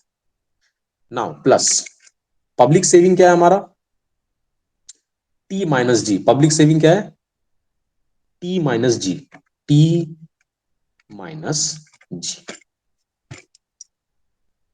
पब्लिक सेविंग क्या है, टी माइनस जी। बताइए आगे क्या होगा, टी से टी कट जाएगा, क्या बचेगा, वाई माइनस सी माइनस जी। ये क्या है हमारा, यही तो है नेशनल सेविंग्स। ये देखिए यहां पर जो लिखा था और यहां पर जो लिखा था। तो मैं आपको क्या कर सकता था, पहले पब्लिक सेविंग बता देता, फिर सीधा ये ना बताकर ये प्राइवेट सेविंग बता देता, और फिर मैं बताता कि इन दोनों को जोड़ दो तो बन जाएगा नेशनल सेविंग। ये मैंने डायरेक्टली भी यहाँ करके बता दिया। डायरेक्टली डायरेक्टली कैसे निकाल सकते हैं, यहाँ देखिए सी प्लस आई प्लस जी, इधर माइनस कर दिया और आई को एस के बराबर कह दिया, नेशनल सेविंग हो गया। यहां पर मैंने क्या किया, प्राइवेट सेविंग्स को अलग से लिख लिया, Y minus C minus T, public savings को अलग से लिख लिया, टी माइनस जी, और फिर निकाल कर लाया वाई माइनस सी माइनस। तो ये एक एक मार्क्स के आपके न्यूमेरिकल बन जाते हैं, मतलब जहां पूछना हो मुझे नेशनल सेविंग क्या है तो Y minus C minus T, private savings क्या है तो Y minus C minus T, national public savings क्या है तो टी माइनस जी। ठीक है, ओके। ये हमारा इंपॉर्टेंट आउटकम था इसका, थ्री सेक्टर मॉडल का। अब आते हैं फोर सेक्टर मॉडल में। फोर सेक्टर मॉडल में हाउस होल्ड, फर्म और गवर्नमेंट तो हमारे पास है ही है। अब हमारे पास रेस्ट ऑफ द वर्ल्ड भी आ गया। रेस्ट ऑफ द वर्ल्ड से मेरा मतलब है भारत को छोड़कर सभी लोग हमारे लिए एक ही तरह के आइडेंटिटी रखते हैं, जिनसे हम लेन देन करते हैं, एक्सपोर्ट इंपोर्ट करते हैं। तो इसको रेस्ट ऑफ द वर्ल्ड कह रहा हूं मैं। ठीक है, ये आपको कहाँ मिलेगा, ये मिल जाएगा आपको page number 26, figure number 2.3। Page number 26, figure number 2.3। ठीक है, आइए अब इसको समझते हैं। यहाँ देखते हैं फॉरेन के आने से क्या दिक्कत आई, मतलब क्या नई चीजें आई उसको देखते हैं। यहाँ पहले तीन का तो सेम है ना, हाउस होल्ड, गवर्नमेंट और बिजनेस फर्म का जो देखा था। फॉरेन कंट्रीज आने से एक्सपोर्ट इंपोर्ट बढ़ गया और रेमिटेंसेस बढ़ गए। जो भी हमारे यहाँ के डॉक्टर इंजीनियर बाहर जाकर काम कर रहे हैं, बैंकर्स काम कर रहे हैं, वो जब पैसे घर भेजते हैं, आईटी प्रोफेशनल्स काम कर रहे हैं, वो जो पैसे घर लेकर आते हैं, इंडिया लेकर आते हैं, उसको हम कहते हैं फॉरेन रेमिटेंसेस। और जो भी हमारे देश की बिजनेस फर्म्स है, वो जो बिजनेस करती है रेस्ट ऑफ द वर्ल्ड के साथ, एक्सपोर्ट इंपोर्ट करती है, उसको तो हम एक्सपोर्ट इंपोर्ट कहते हैं। तो देखिए हाउस होल्ड और इसके साथ क्या हो रहा है, फॉरेन कंट्री हाउस होल्ड से लोग काम करने जा रहे हैं फॉरेन कंट्रीज में, तो बदले में क्या आ रहा है, ये देखिए एक्सपोर्ट ऑफ मैन पावर हो रहा है। यहाँ पर मैन पावर को दिखा दिया, हालांकि अपने को सिर्फ सर्कुलर फ्लो ऑफ इनकम दिखाना है, तो आप चाहो तो बस एक लाइन बना सकते हो, इसने एक्स्ट्रा दिखाया। फॉरेन रेमिटेंसेस हाउस होल्ड को वापस आ रहे हैं, डॉक्टर इंजीनियर आईटी प्रोफेशनल्स के पैसे घर आ रहे हैं। दूसरी तरफ बिजनेस फर्म के साथ क्या हो रहा है, बिजनेस फर्म अगर इंपोर्ट करता है तो उसके बदले में पेमेंट करता है, तो पेमेंट ऑफ इंपोर्ट है। और बिजनेस फर्म अगर एक्सपोर्ट करता है तो उसके बदले में रिसीव करता है money, that is receipt of export, that is x. Export को यहाँ एक्स से दिखाया गया, इंपोर्ट को यहाँ एम से दिखाया गया। तो यहाँ पर अपने पास अब खर्चों की कैटेगरी में दो नए चीजें जुड़ जाती है। फॉरेन रेमिटेंसेस को हम अलग से ट्रीट करते हैं, कहां पर, net factor income from abroad में अलग से ट्रीट करेंगे उसको, तो यहाँ पर आप उसको लिखने की अलग से जरूरत नहीं है। तो इनकम के कैटेगरी में कोई चेंज नहीं आएगा, लेकिन कंजम्पशन के कैटेगरी में दो नए खर्चे जुड़ जाते हैं। तो फोर सेक्टर मॉडल में अपने को अब क्या समझ में आता है कि now Y is not limited to C plus I plus G, but now there is export also and there is import also. Export को हम करेंगे प्लस, क्योंकि यहाँ पर पैसे आ रहे हैं हमारे, मतलब सॉरी, एक्सपोर्ट हमारा खर्चा है, सॉरी एक्सपोर्ट हमारा, माफ कीजिएगा, एक्सपोर्ट में पैसे आए और यहाँ पर हमारे पास से पैसे जो गए, दैट इज एम। तो इसको आप चाहो तो अलग से ब्रैकेट में लिख लो थोड़ी देर के लिए, कौन से दो चीजों का जुड़ा हुआ, एक्सपोर्ट और इंपोर्ट का। Now what is X minus M, X minus M is known as, X minus M is known as, x minus m is known as net export, net export. Export किया हमने 1 लाख रुपए का, import किया हमने 1,20,000 रुपए का, तो हमारे जेब से पैसे कितने चले गए, 20,000 रुपए ज्यादा चले गए। तो वो हमारा खर्चा है X minus M, that is net export, उसको जोड़ दें। या फिर इसके उलट, हमने 1 लाख रुपए का एक्सपोर्ट किया, 80,000 रुपए का इंपोर्ट किया, 20,000 रुपए हमारे यहाँ पर सी प्लस आई प्लस जी के साथ जुड़ जाएंगे, 20,000 रुपए आ गए। ठीक है, तो इसको हम नेट एक्सपोर्ट को हम एक्स माइनस एम लिखते हैं, या फिर कई बार आप किताबों में देखेंगे एन और इसके फुट पे लिखेंगे एक्स, इस तरह से भी हम लिख सकते हैं इसको, नेट एक्सपोर्ट को, एन फुट पे एक्स, नेट एक्सपोर्ट्स। ठीक है, तो अब यहां से हम अगर निकालने की कोशिश करें, तो पहले मेरे पास था C plus S plus T, जो था वाई के बराबर, लोगों की इनकम के बराबर, और अब ये बराबर हो जाएगा सी plus I plus G plus X minus M के बराबर। ओके, सी से सी कट गया, क्या बचा, S plus T is equal to I plus G plus X minus M. M को इस तरफ ले आएंगे क्योंकि एम माइनस में है, S plus T plus M is equal to I plus G plus X. आप बोलेंगे सर आप ये कैसे कैसे कर लेते हैं? कुछ नहीं करता हूं मैं, मैंने क्या याद रखा हुआ है, मैंने याद रखा हुआ ये कॉन्सेप्ट कि प्राइवेट सेविंग्स किसको कहते हैं, नेशनल सेविंग्स किसको कहते हैं, और वो मेरा ऑब्जेक्टिव पूरा हो जाता है। यहां पर जो अब इंपॉर्टेंट आपके पास एक टर्म आया है, ये बहुत ही इंपॉर्टेंट टर्म है। जब भी आप अब आपको और समझ बनेगा, जब भी आप किसी भी तरह की न्यूज देखेंगे या पॉलिसी मेकिंग देखेंगे गवर्नमेंट के, या आप किसी भी तरह के सरकार के कोई फैसले होते हैं, राज्य सरकार के या केंद्र सरकार के या आरबीआई के किसी भी तरह के पॉलिसी आते हैं, तो आप वहां से जज कर पाएंगे कि पॉलिसी हमारे देश की अर्थव्यवस्था को आगे लेकर जा सकता है या पीछे लेकर जा सकता है। सिर्फ लोगों की बातों से आपको नहीं चलना है, अब आपको इसके तरफ देखना है। क्या देखना है? STMIGX। Now what is STM? Saving, taxes and imports. All these three terms are the leakages to the economy. ये क्या है? ये लीकेजेस है। स्पेलिंग ठीक नहीं है तो ठीक कर लीजिएगा। Leakages to the economy, savings जितना ज्यादा लोग करेंगे। अच्छा, अब ये यहाँ पर होता है, इसको कहते हैं बचत के विरोधाभास, पैराडॉक्स ऑफ थ्रेफ्ट। जब हम अगर अपने स्तर पे सोचें तो सेविंग्स हमारे लिए अच्छा है, लेकिन जब हम देश की नजर से सोचते हैं तो सेविंग्स अच्छा नहीं है। कैसे? हम अपनी नजर से सोचते हैं सेविंग अच्छा है, वो तो आपको पता ही है, हम सेव करेंगे तो हम फ्यूचर में खर्च करेंगे, अपनी जरूरतों को पूरा करेंगे, अपने अनसर्टेनिटी को कवर कर सकते हैं। आकस्मिक कुछ घटनाएं हुई, आकस्मिक कुछ खर्चे आए तो हम अपने सेविंग से पूरा करते हैं, इसलिए हम सेव करते हैं। दूसरी तरफ देश की नजर से देखेंगे कि अगर मान लीजिए जैसे ये पूंजी पथरा में एरिया में मैं रहता हूं, तो मैं इमेजिन करता हूं कि यहाँ पे 1,000 लोग रहते हैं। 1,000 लोग एक महीने में 1,000 करोड़ रुपए कमाते, 1,000 लाख रुपए कमाते है ना, 10 करोड़ रुपए कमाया। 10 करोड़ रुपए अगर बाजार में हम वापस खर्च करते हैं तो उससे पूंजी पथरा का बाजार आगे बढ़ेगा। अगर हम सारा का सारा पैसा सेव कर लें, सिर्फ थोड़ा सा पैसा ही बाजार में खर्च करें, तो पूंजी पथरा का बाजार पीछे रह जाएगा, कभी भी आगे नहीं बढ़ेगा। तो यहां से आप समझ रहे हैं कि इकोनॉमी के लिए क्या अच्छा है। इकोनॉमी के लिए वो अच्छा जब आप खर्च करते हैं तो बाजार आगे बढ़ता है। बाजार आगे बढ़ रहा है मतलब जीडीपी आगे बढ़ेगी, हमारी कंजम्पशन आगे बढ़ेगा तो जीडीपी आगे बढ़ेगी। तो नेशनल इनकम के लिए या जीडीपी के लिए या देश की इकोनॉमी के लिए सेविंग्स अभिशाप की तरह है। अगर लोग ज्यादा सेविंग्स करेंगे तो इकोनॉमी कभी भी आगे नहीं बढ़ेगी। अमेरिका के आगे जाने की एक बड़ी वजह ये भी है कि वहां के लोग ज्यादा कंज्यूम करते हैं, बहुत कम सेव करते हैं, हर चीज ईएमआई पर, हर चीज कंज्यूम करते हैं। हमारे यहाँ पर हम ज्यादातर, हमारी जो पॉपुलेशन या कल्चर है वो सेविंग की कल्चर है। हम जितने एशियन कंट्रीज है, इंडिया, चाइना, पाकिस्तान, बांग्लादेश, भूटान, ये जितना आप जानते हैं, ये सब हम एशियन जो है थोड़े सेविंग्स वाले कंट्री है। ठीक है, खैर, तो savings is a leakage to the economy, इससे इकोनॉमी पीछे आती है। टैक्सेस, अगर टैक्सेस बहुत ज्यादा बढ़ा देंगे तो क्या होगा? डिस्पोजेबल इनकम कम हो जाएगा। अब आप बोलोगे सर ये डिस्पोजेबल इनकम एक नया टर्म आप लेकर आ गए, तो इसको मैं कहीं लिखता हूँ, कहाँ लिख दूं मैं, कहाँ लिख दूं, कहाँ लिख दूं, यहाँ लिख देता हूँ मैं, यहीं पे लिख देता हूँ। मान लीजिए एक नया टर्म आया, क्या?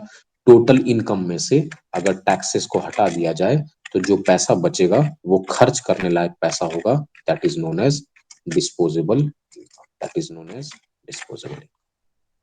मतलब मान लीजिए 1,00,000 रुपए आप कमाते हैं, उसमें से compulsory tax payment is a compulsory payment. यहाँ टी का मतलब कंपलसरी पेमेंट है, सिर्फ टैक्सेस नहीं है। चूंकि हम भारत में रहते हैं तो हमारे लिए सिर्फ टैक्स ही एक ऐसी चीज है जो कंपलसरी पेमेंट है। विदेशों में इसके अलावा भी बहुत सारी चीजें जो कंपलसरी पेमेंट है, वहां पे पार्किंग फीस भी लगता है, वहां पे 50 तरह के फीस लगते हैं, तो वो फीस सबको जोड़ ली जाती है टैक्स।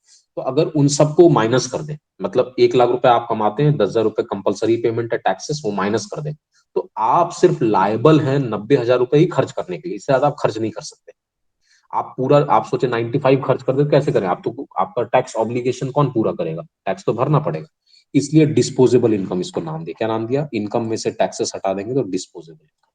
तो आप देखेंगे कि टी टैक्सेस जितना ज्यादा होगा, लोगों की डिस्पोजेबल इनकम यानी खर्च करने लायक जो आय है वो उतनी कम होगी, और खर्च करने लायक आय कम होगी तो अर्थव्यवस्था पीछे की तरफ जाएगी, आगे की तरफ नहीं जाएगी। तीसरा है हमारा इंपोर्ट। इंपोर्ट अगर ज्यादा हम बढ़ाएंगे तो हमारी निर्भरता दूसरे देशों पर ज्यादा होगी, अपने देश पर कम होगी। इससे हमारी अर्थव्यवस्था हमेशा दूसरों पर डिपेंडेंट होगी। तो इंपोर्ट भी हमारे लिए लीकेजेस है। आइए चलते हैं दूसरी तरफ। Investment, good for economy. Investment जितना करेंगे बाजार फ्लरिश होगा। गवर्नमेंट एक्सपेंडिचर, सरकार जितना भी इंफ्रास्ट्रक्चर डेवलपमेंट में खर्च करे, सरकार जितना भी टैक्सेस का पैसा लेकर बाजार में वापस आए, उतना ज्यादा हमारा बाजार आगे बढ़ेगा। एक्सपोर्ट अगर हम बहुत करते हैं तो इसका मतलब हमारी आय बहुत अच्छी है। Export is a major portion in the national income. तो एक्सपोर्ट हमारा अगर ज्यादा है तो इसको हम क्या कहते हैं? इंजेक्शंस। इसको हम क्या कहते हैं? इंजेक्शंस।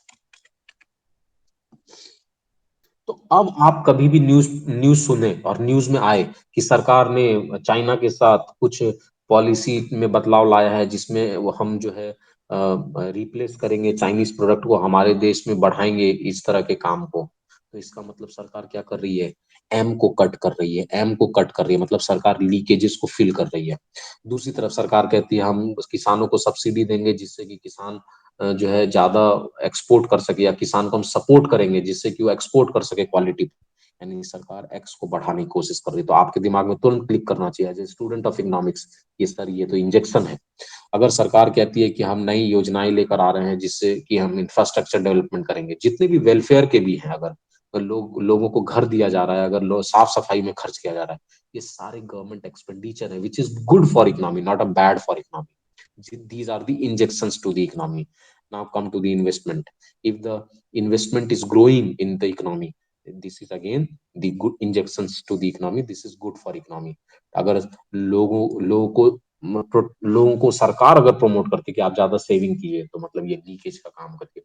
सरकार कहती है कि आपको टैक्सेस ज्यादा भरने पड़ेंगे, तो टैक्सेस अगर जीएसटी को कल को बढ़ा दिया जाए, कोई नियम आए कि जीएसटी बढ़ाया जा रहा है, तो न्यूज चैनल चाहे जो भी डिबेट करे, आपके दिमाग में एक ही बात क्लिक होनी चाहिए कि taxes means leakages to the economy.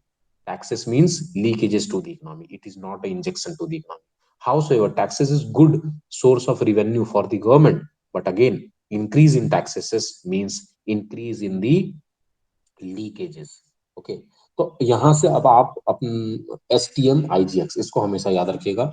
अच्छा, ये दोनों क्या एक दूसरे के बराबर होता है? नहीं, बराबर तो नहीं होता। बराबर हो तो बहुत अच्छी बात है कि जितना भाई, आप समझिए एक बाल्टी पानी है, उसमें से जितना पानी बाहर निकल रहा है उतना ही पानी ऊपर से आप डाल दे रहे हैं, तो बाल्टी कभी खाली नहीं, अच्छी बात है।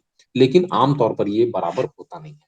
तो हमें हमेशा क्या करना है? लीकेज को कम करना है और इंजेक्शन को बढ़ाना। ये हमारी पॉलिसी होनी चाहिए।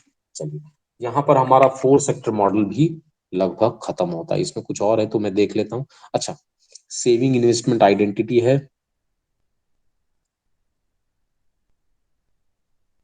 देखिए यहाँ पर IGX की जगह M भी है यहाँ पर। खैर, the above equation 6 shows that open economy sum of private investment, government expenditure, net export is equal to the sum of savings and tax revenue। ठीक है।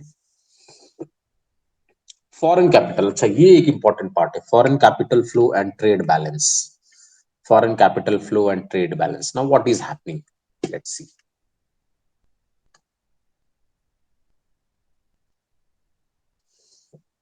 यहां पर हम जानते हैं कि y is equal to C plus I plus G plus X minus M. जब तक मैक्रो इकोनॉमिक्स आप पढ़ेंगे, अब C plus I plus G plus X minus M आपका पीछा नहीं छोड़ेगा, तो इसको ध्यान रखना है। ये हम जानते हैं। अगर y में से सी माइनस कर दे और जी माइनस कर दे, तो ये हमारा क्या है? ये हमारा नेशनल सेविंग्स है। इधर क्या बचेगा? आई प्लस एक्स माइनस एम। तो एक्स माइनस एम को मैं कह देता हूं नेट एक्सपोर्ट। इधर बचेगा आई। Now, if national saving is more, y minus c minus g is more. Okay. Y minus C minus G represent national saving. Note that all government expenditure here is treated as consumption expenditure. That is follows from the above. Saving is equal to I plus NX. That is national saving. National saving को क्या बता रहे हैं? Y minus G की जगह national saving. Now, national savings है ना? तो इसको मैं लिख देता हूँ national savings. National savings. National saving. Y minus C minus G national saving minus I is equal to X minus M. Yeah, net export. Now, अब इसको समझते हैं. मान लीजिए सेविंग्स है हमारा 500 और इन्वेस्टमेंट हमारा सिर्फ 400 है. इससे ज्यादा का डिमांड ही नहीं है, तो क्या करें? 500 हमने सेव किया, 400 रुपए हमने इन्वेस्ट किया, बचा कितना जेब में? 100 रुपए. देखिए, if saving is greater then investment, saving ज्यादा है, इन्वेस्टमेंट कम है, पॉजिटिव. एस माइनस आई की वैल्यू क्या है? पॉजिटिव है. एस माइनस आई की वैल्यू क्या है? पॉजिटिव है. और इसको मैं और लिख देता हूं, और S minus I is positive is greater then 0. Saving बड़ा है आई से, या सेविंग माइनस इन्वेस्टमेंट की वैल्यू बड़ी है 0 से? सेम बात है. ऐसे केस में क्या होगा? सेविंग ज्यादा है तो हमारे देश के लोग, हमारी कंपनियां बाहर के देशों में पैसे खर्च करेगी, बाहर के देशों में पैसे लगाएगी. इसको हम कहते हैं कैपिटल आउटफ्लो का केस है. क्या है? Capital outflow. अब एग्जाम में आपसे पूछा जाएगा कि बताइए कैपिटल आउटफ्लो कब होता है? जब सेविंग्स छोटा रहे इन्वेस्टमेंट से, जब सेविंग्स इन्वेस्टमेंट के बराबर रहे, या जब सेविंग्स, नेशनल सेविंग की बात कर रहा हूं, जब नेशनल सेविंग इन्वेस्टमेंट से बड़ा रहे. कब होगा कैपिटल आउटफ्लो?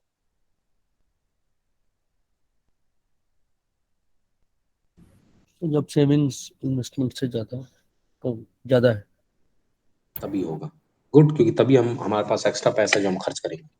सिमिलरली इसके उलट, इसके उलट अगर सेविंग्स छोटा है हमारे इन्वेस्टमेंट से, या हम कह सकते हैं कि सेविंग माइनस इन्वेस्टमेंट की वैल्यू, सेविंग माइनस इन्वेस्टमेंट की वैल्यू नेगेटिव है, तो क्या होगा?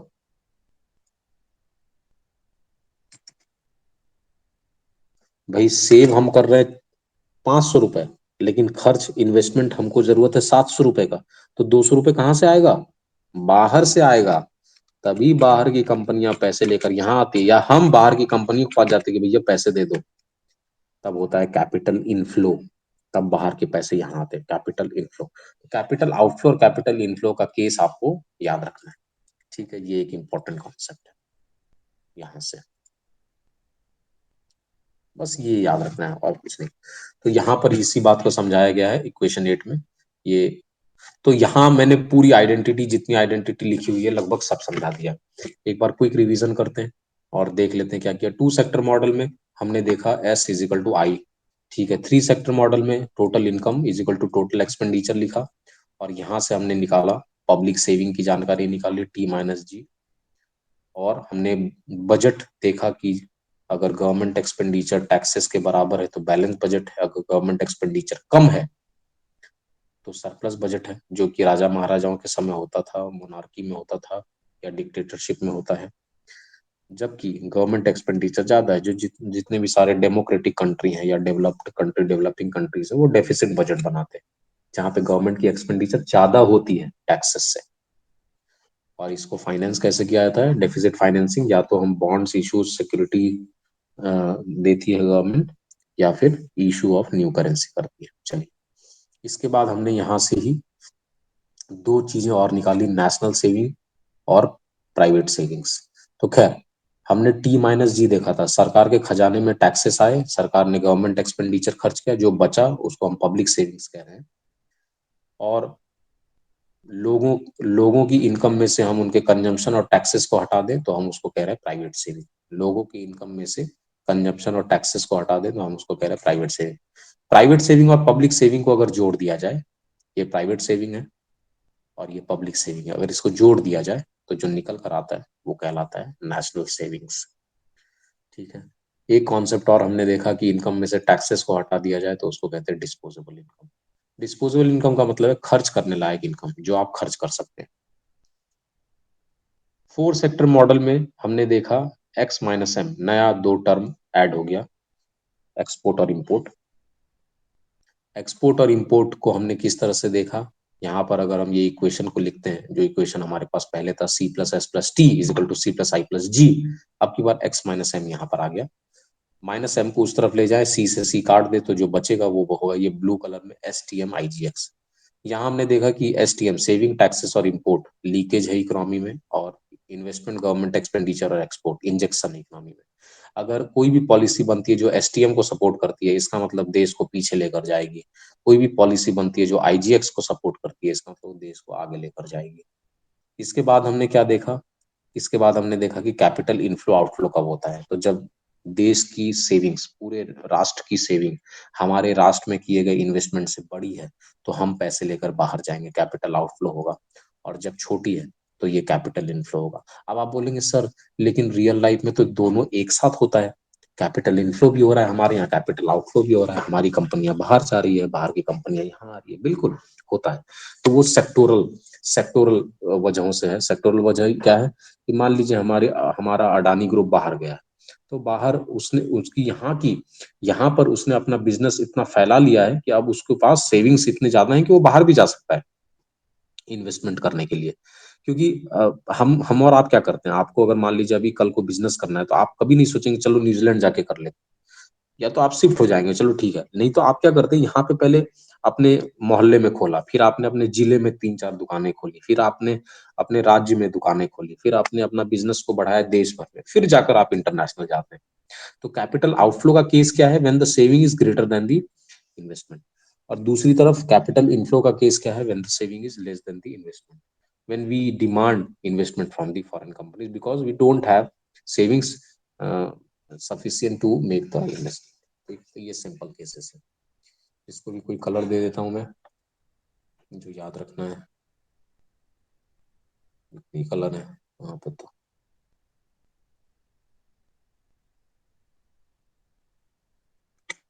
ओके। चलिए, सर्कुलर फ्लो ऑफ इनकम खत्म होता है यहाँ पे।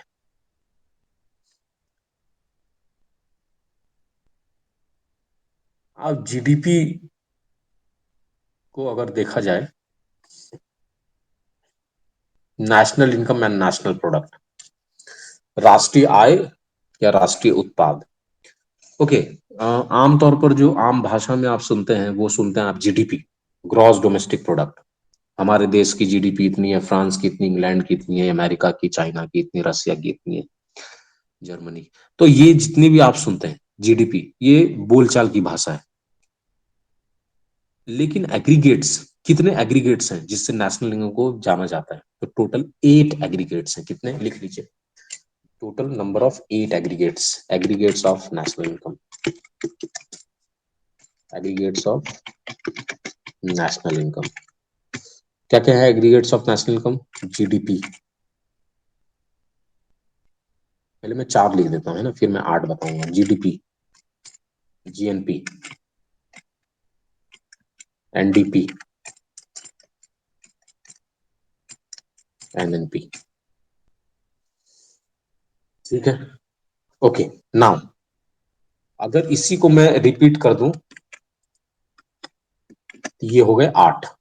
आप बोलोगे सर ये क्या बचकाना हरकत कर रहे हो आप, 2 बार लिख दिए एक ही चीज को और कह रहे हो गए 8।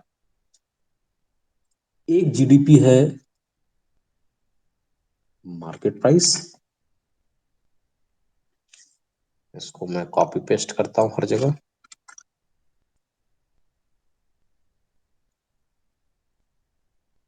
यानी जीडीपी, जीएनपी, एनडीपी, एनएनपी, ये सब मार्केट प्राइस के संदर्भ में बात कर रहे हैं। और एक तरफ है हमारे पास फैक्टर कॉस्ट। क्या है, क्यों है, ये सब डिस्कस करेंगे अभी। पहले मैं नाम तो लिख दूं, फिर हम सबको डिस्कस करेंगे एक एक करके। चलिए, सबसे पहले कॉन्सेप्ट हम पढ़ लेते हैं in GDP GNP, NDP, NNP का, और फिर मार्केट प्राइस और फैक्टर कॉस्ट में डिफ्रेंशिएट करेंगे। ठीक है, तो आइए चलते हैं जीडीपी की तरफ। क्या है जीडीपी? Gross domestic product. इसका मतलब है हमारे जियोग्राफी में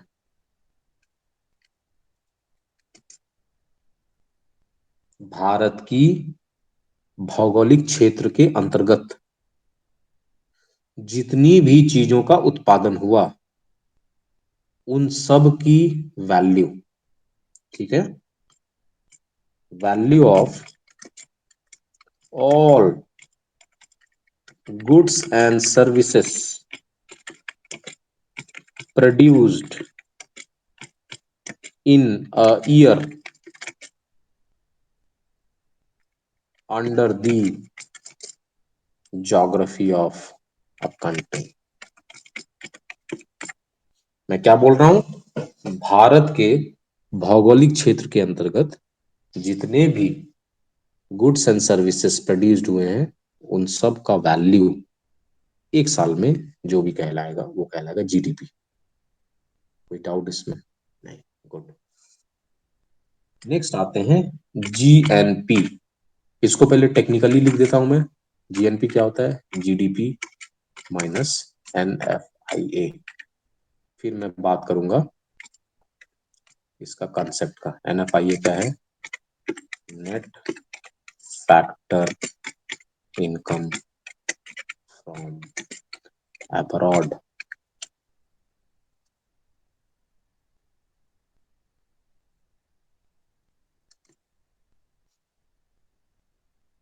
एक मिनट, इसका फुल फॉर्म यही है ना, या फुल फॉर्म कुछ?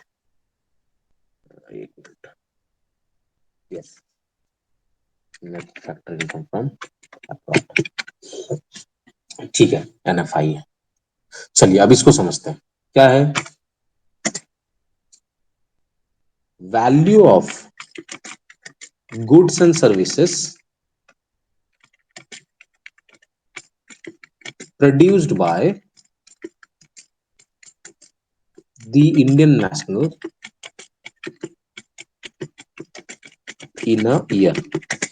इसको कहते हैं जीएनपी। क्या मैंने बोला?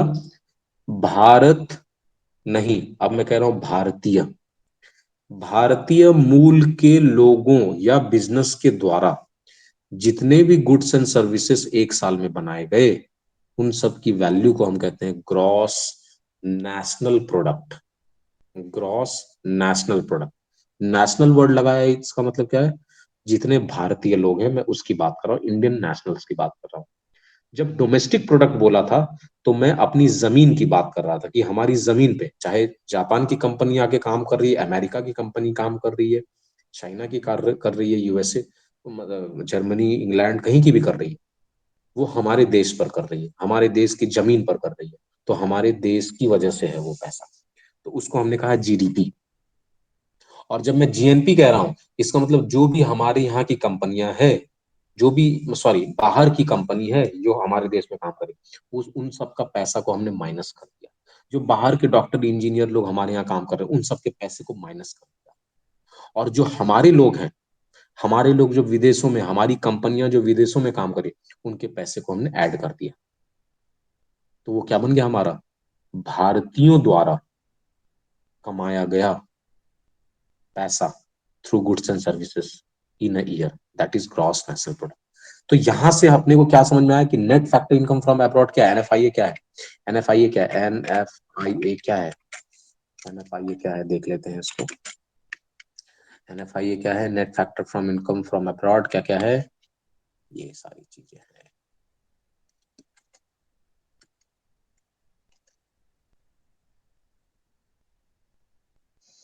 क्या है एनएफआईए? एनएफआईए के अंतर्गत है, पहला नेट कॉम्पनसेशन टू एम्प्लॉई, दूसरा है नेट इनकम फ्रॉम प्रॉपर्टी, और तीसरा है नेट रिटेंड अर्निंग्स। मतलब नेट कॉम्पनसेशन का मतलब क्या है? जितने भी विदेशी लोगों लोगों हमारे यहाँ काम कर रहे हैं, डॉक्टर इंजीनियर, इन सब के पैसे को माइनस कर दीजिए, और जो हमारे डॉक्टर इंजीनियर आईटी प्रोफेशनल बाहर काम कर रहे हैं उनके पैसे को ऐड कर दीजिए, तो जो वैल्यू आएगी उसको कहेंगे नेट कॉम्पनसेशन टू एम्प्लॉय। याद है मैंने कहा था, मैंने यहाँ पर आपको कहा था, माफ कीजिएगा, यहाँ पर, कि ये जो 4 सेक्टर मॉडल में रेमिटेंसेस वाला पार्ट है, इसको हम अलग से कवर करेंगे। ये वही समय आ गया, ये फॉरेन रेमिटेंसेस, इसको हम कवर कहाँ कर रहे हैं, एनएफआईए में कवर कर रहे हैं। एक्सपोर्ट इंपोर्ट में, एक्सपोर्ट इंपोर्ट को तो हमने ट्रीट किया था, फॉरेन रेमिटेंसेस को कवर नहीं किया था, वो अब हम अब कवर कवर कर रहे हैं।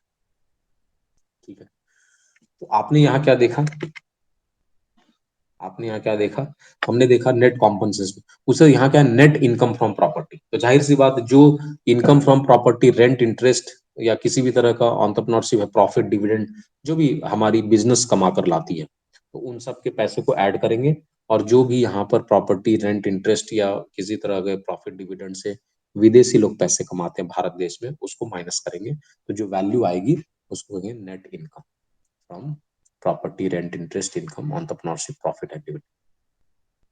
यहाँ पर तीसरा है net retained earnings of the resident companies working in a foreign countries. जो रिटेन्ड अर्निंग्स हुआ, जो कंपनी पैसे कमाकर, ये मैंने पहले कहा व्यक्ति, ये व्यक्तियों के बारे में बात हो गया पहले दो में, है ना। अब यहाँ पूरे कंपनी की बात कर रहे हैं, जो पूरी कंपनी की रिटेन्ड अर्निंग्स है, जो यहाँ पे विदेशी कंपनी काम कर रहे हैं उसको माइनस कर देंगे, जो हमारे लोग काम कर रहे हैं बाहर में, हमारी कंपनियां काम कर रहे हैं बाहर में, उसको ऐड कर देंगे, तो वैल्यू क्या आ जाएगी, नेट रिटेन्ड अर्निंग। और ये सबको मिलाकर क्या बनता है, एनएफआईए। तो एनएफआईए को हम आम तौर पर और क्या कह सकते हैं, gross income of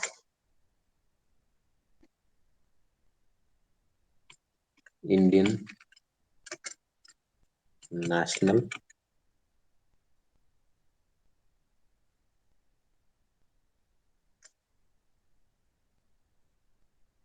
from abroad, ठीक है, minus gross income of foreign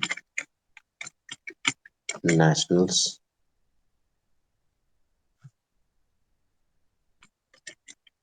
in India.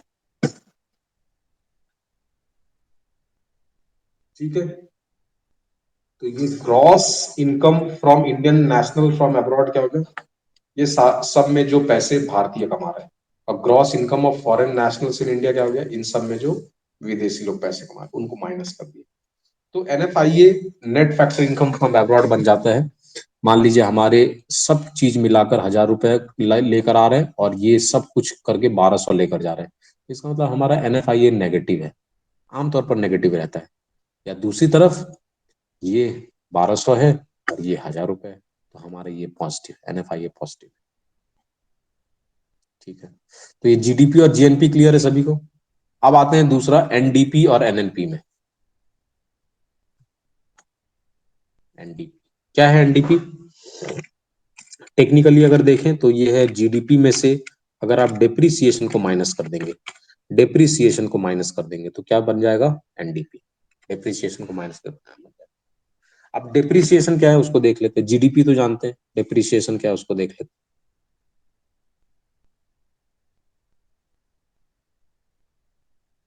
यहाँ कहीं दिया है क्या, let me see the value of depreciation.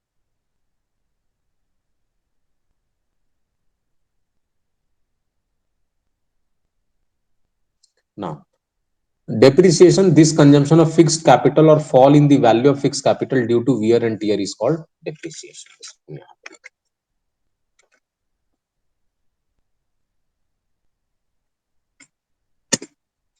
ठीक है, डेप्रिसिएशन का मतलब आप यहां देख लिए। अच्छा, देखिए हमारे देश में दो संस्थाएं हैं, एक है NSSO, national sample survey organisation, और दूसरा है सीएसओ, सेंट्रल स्टैटिस्टिकल ऑर्गेनाइजेशन। तो एनएसएसओ का काम है सैंपल सर्वे करना, सारे डेटा को इकट्ठा करना, और सीएसओ का काम है उस डेटा का आकलन करना, उस डेटा को एक एक लॉजिकल इंटरप्रिटेशन देना। तो सेंट्रल स्टैटिस्टिकल ऑर्गेनाइजेशन क्या करती है, जैसे लास्ट ईयर कोई सामान बना, इस साल उस सामान की वैल्यू कम हो गई, तो उस पूरे सामान की वैल्यू कितनी कम हुई उसको डिप्रिसिएशन कहा जाता है। अब आप बोलेंगे सर देश भर में इतनी सारे एसेट्स हैं, इनका कैलकुलेशन कैसे संभव है? देखिए, रिकॉर्डिंग तो हर साल हो रहा है, तो एसेट्स की रिकॉर्डिंग तो है। जो जिस साल बन रहा है उस साल वो जीडीपी का हिस्सा है, अगले साल वो जीडीपी का हिस्सा नहीं है, लेकिन उसकी वैल्यू, मतलब डेप्रिसिएटिंग वैल्यू जीडीपी का हिस्सा बन जाती है। कैसे? उसको माइनस कर देते हैं, एनडीपी बन जाती है। अगर इसको यहां पर लिखा जाए तो हम यहाँ क्या लिख सकते हैं? वैल्यू, यहाँ यही लिखेंगे, value of all goods and services produced in a year under the geography of a country, है ना, यही है। Value of all goods and services produce in a year under the geography of the country and deducting the depreciation in it, वो बन गया हमारा net domestic product. सबका value बताऊंगा मैं कि क्यों ये अलग अलग टर्मिनोलॉजीज है, क्यों इसका अलग अलग महत्व है, वो मैं आपको अभी बताऊंगा। इसको मैं नाम देता हूं, यहाँ पर ये है ए, ये है हमारा बी, ये है हमारा सी, ये करते हैं डी। डी हमारा क्या है? एनएनपी। एनएनपी क्या होगा? GNP minus depreciation. तो जीएनपी में से डेप्रिसिएशन हटा देंगे तो जीएनपी का ही डेफिनेशन यहां ले लेते हैं हम।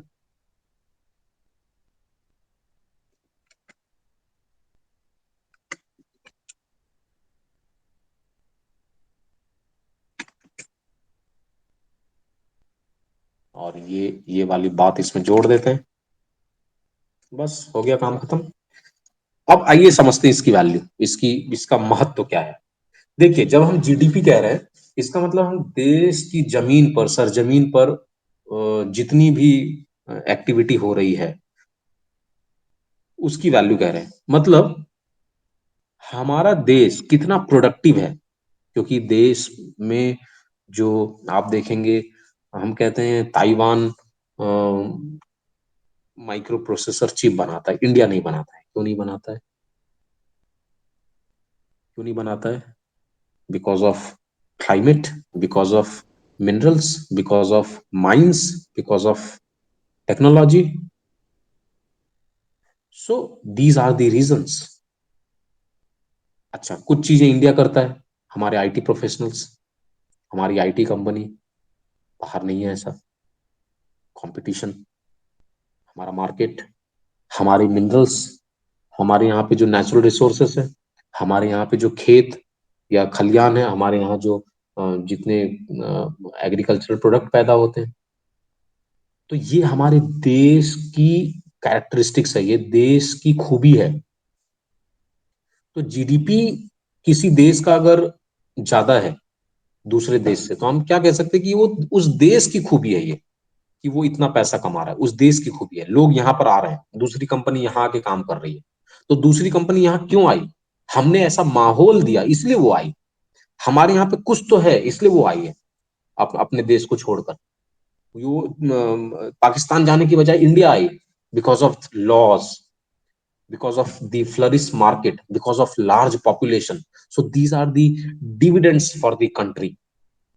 तो जीडीपी का अच्छा होना मतलब देश की प्रोडक्टिविटी अच्छी है, हम यहां पर ये कह सकते हैं। अच्छा, दूसरी तरफ जीएनपी है। जीएनपी का अच्छा होना मतलब क्या है? कि हमारे देश के लोग कितने प्रोडक्टिव हैं। अगर आप समझ लो जीडीपी की वैल्यू है मान लो 1,000 रुपए और एनएफआईए है 200, इसका मतलब हमारे लोग ज्यादा पैसे कमा कर ला रहे बाहर से, तो हमारी जीएनपी क्या हो जाएगी? जीडीपी 1,000 रुपए minus net factor income from abroad. माफ कीजिएगा, मैंने माइनस कर दिया है, ये प्लस होगा। GDP plus net factor income from abroad, हमारे लोगों के पैसे को जोड़ दिया जाएगा और बाहर के लोगों के पैसे को माइनस कर दिया जाएगा। Let me just cross check, however concept is clear. Yes, GDP plus net factory, okay, ये प्लस होगा। इसका मतलब क्या है? यहां पर हमने एनएफआई देखा कि हमारे लोगों ने 200 रुपए ज्यादा कमाए, मतलब हमने पैसे, हमने जो कमाया और जो लोगों ने कमाया उसको माइनस करने के बाद जो वैल्यू आई वो 200 रुपए ज्यादा है। इसका मतलब क्या है? इसका मतलब भारतीय लोग ज्यादा प्रोडक्टिव है। अगर जीडीपी की वैल्यू 1000 है और जीएनपी की वैल्यू 1200 है, तो हम सीना ठोक कर कह सकते हैं कि हमारे भारतीय लोग ज्यादा प्रोडक्टिव हैं, हमारे भारतीय कंपनियां ज्यादा प्रोडक्टिव हैं। आमतौर पर डेवलप्ड, अंडर डेवलप्ड कंट्री या डेवलपिंग कंट्री लाइक अस, हमारी जीएनपी हमेशा कम होती है जीडीपी से,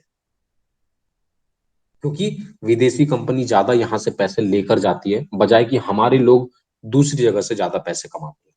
लेकिन डेवलप्ड कंट्री में उनकी जीएनपी ज्यादा होती है। अमेरिका, उनकी खुद की जीडीपी प्लस जो उनकी कंपनी और लोग बाहर की दुनिया से पैसे कमा कर ला रहे हैं, वो सब ऐड हो गया, वो बन गया जीएनपी। तो वो क्या कहेंगे, अमेरिकी अमेरिकी क्या कहते हैं कि हम अमेरिकन ज्यादा प्रोडक्टिव हैं। तो यहां से आपको समझ में आता है कि जीडीपी और जीएनपी की वैल्यू से हम क्या अंदाजा लगा सकते हैं, क्या रिजल्टेंट इंटरप्रिटेशन लेकर आ सकते हैं कि भाई यहाँ पर देश प्रोडक्टिव कितना है और यहाँ पर लोग प्रोडक्टिव कितना है। अब आप बोलेंगे सर ये दोनों तो क्लियर हो गया, फिर इन दोनों का क्या मतलब है? भाई इसमें भी देश की बात कर रहे हैं एनडीपी में, इसमें भी हमारे लोगों की बात कर रहे हैं, लेकिन इसमें डेप्रिसिएशन की वैल्यू ऐड माइनस हो गई है। अब डेप्रिसिएशन क्या है? हमारे देश में हम कुछ ऐसी मशीनें इस्तेमाल कर रहे हैं जिसका वियर एंड टीयर ज्यादा है, तो उसका डेप्रिसिएशन ज्यादा है। विदेशों में इतना हाईटेक मशीन का इस्तेमाल कर रहे हैं कि इसका वियर एंड टीयर बहुत कम है, तो उसका डेप्रिसिएशन कम है। इसका मतलब रिसर्च एंड डेवलपमेंट में हम खर्च कम कर रहे हैं, हम हाईटेक टेक्नोलॉजी का इस्तेमाल कम कर रहे हैं। तो एनडीपी और एनएनपी की वैल्यू अपने को क्या बताती, क्या आईना दिखाती है? ये आईना दिखाती है कि आपको अपने आर&डी पे खर्च करना चाहिए, रिसर्च एंड डेवलपमेंट में खर्च करना चाहिए, हाईटेक टेक्नोलॉजी, आपकी जो एग्जिस्टिंग एसेट्स हैं, मशीन्स हैं, टेक्नोलॉजीज हैं, पीछे की हैं, और इसीलिए इसका डिप्रिसिएशन ज्यादा है। आपको भी अपने डिप्रिसिएशन को कम करना है। तो हमें एनडीपी की वैल्यू एक्चुअली में देश को आईना दिखाती है कि कितना ज्यादा डिप्रिसिएशन हो रहा है और अपने को डिप्रिसिएशन की वैल्यू कैसे कम करनी है। इसलिए ये दोनों भी इंपॉर्टेंट कॉन्सेप्ट बनकर आ जाता है। बाकी कॉन्सेप्ट सेम है। एनडीपी में डोमेस्टिक प्रोडक्ट की बात करें, मतलब अपने ज्योग्राफी की बात कर रहे हैं, और नेशनल प्रोडक्ट में हम भारतीय लोगों की बात कर रहे हैं। तो ये इसका चारों का इंपॉर्टेंस है। अब यहाँ एक चीज लास्ट बचा हमारा, क्या हमारा बचा ये वाला, जीडीपी एमपी और जीडीपी एफसी, इन दोनों में क्या डिफरेंस है, पहले अब उसको देख लेते जल्दी से, और यहाँ पर हम फिर 10 मिनट का ब्रेक लेंगे। GDP MP minus net indirect taxes is equal to GDP FC. ये इसका टेक्निकल टर्म हुआ, अब इसको समझते हैं। Now what is NIT, net indirect taxes.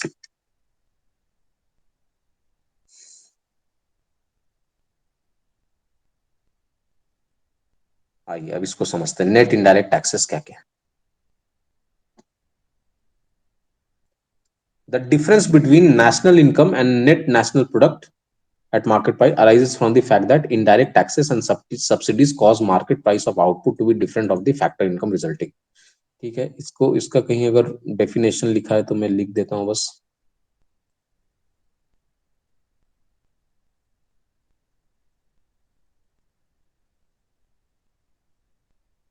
कहीं नहीं लिखा है क्या?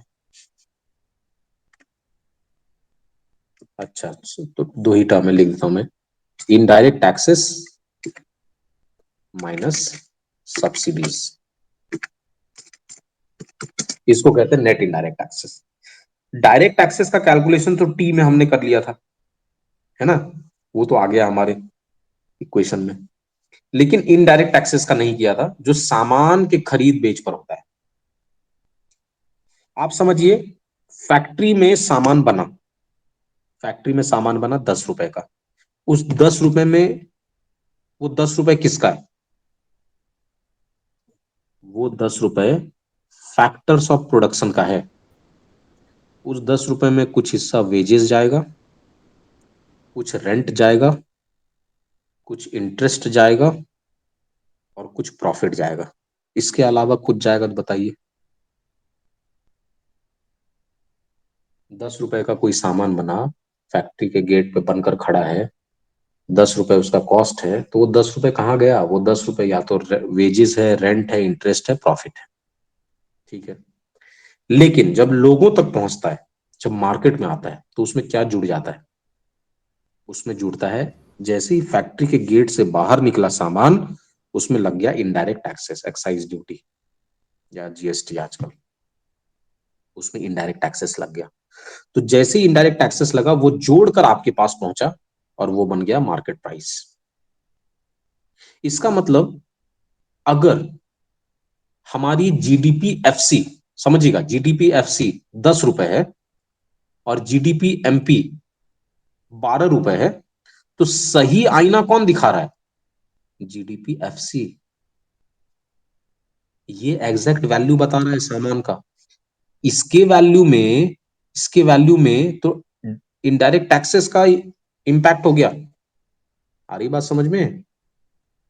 तो मैं क्या बोल सकता हूं कि हमारे देश की जीडीपी क्या है, 12 रुपए या 10 रुपए? अरे 10 रुपए है, 2 रुपए तो टैक्स है, वो जीडीपी थोड़ी है। वो तो टैक्स बन गया और वो टैक्स सरकार के खजाने में गया।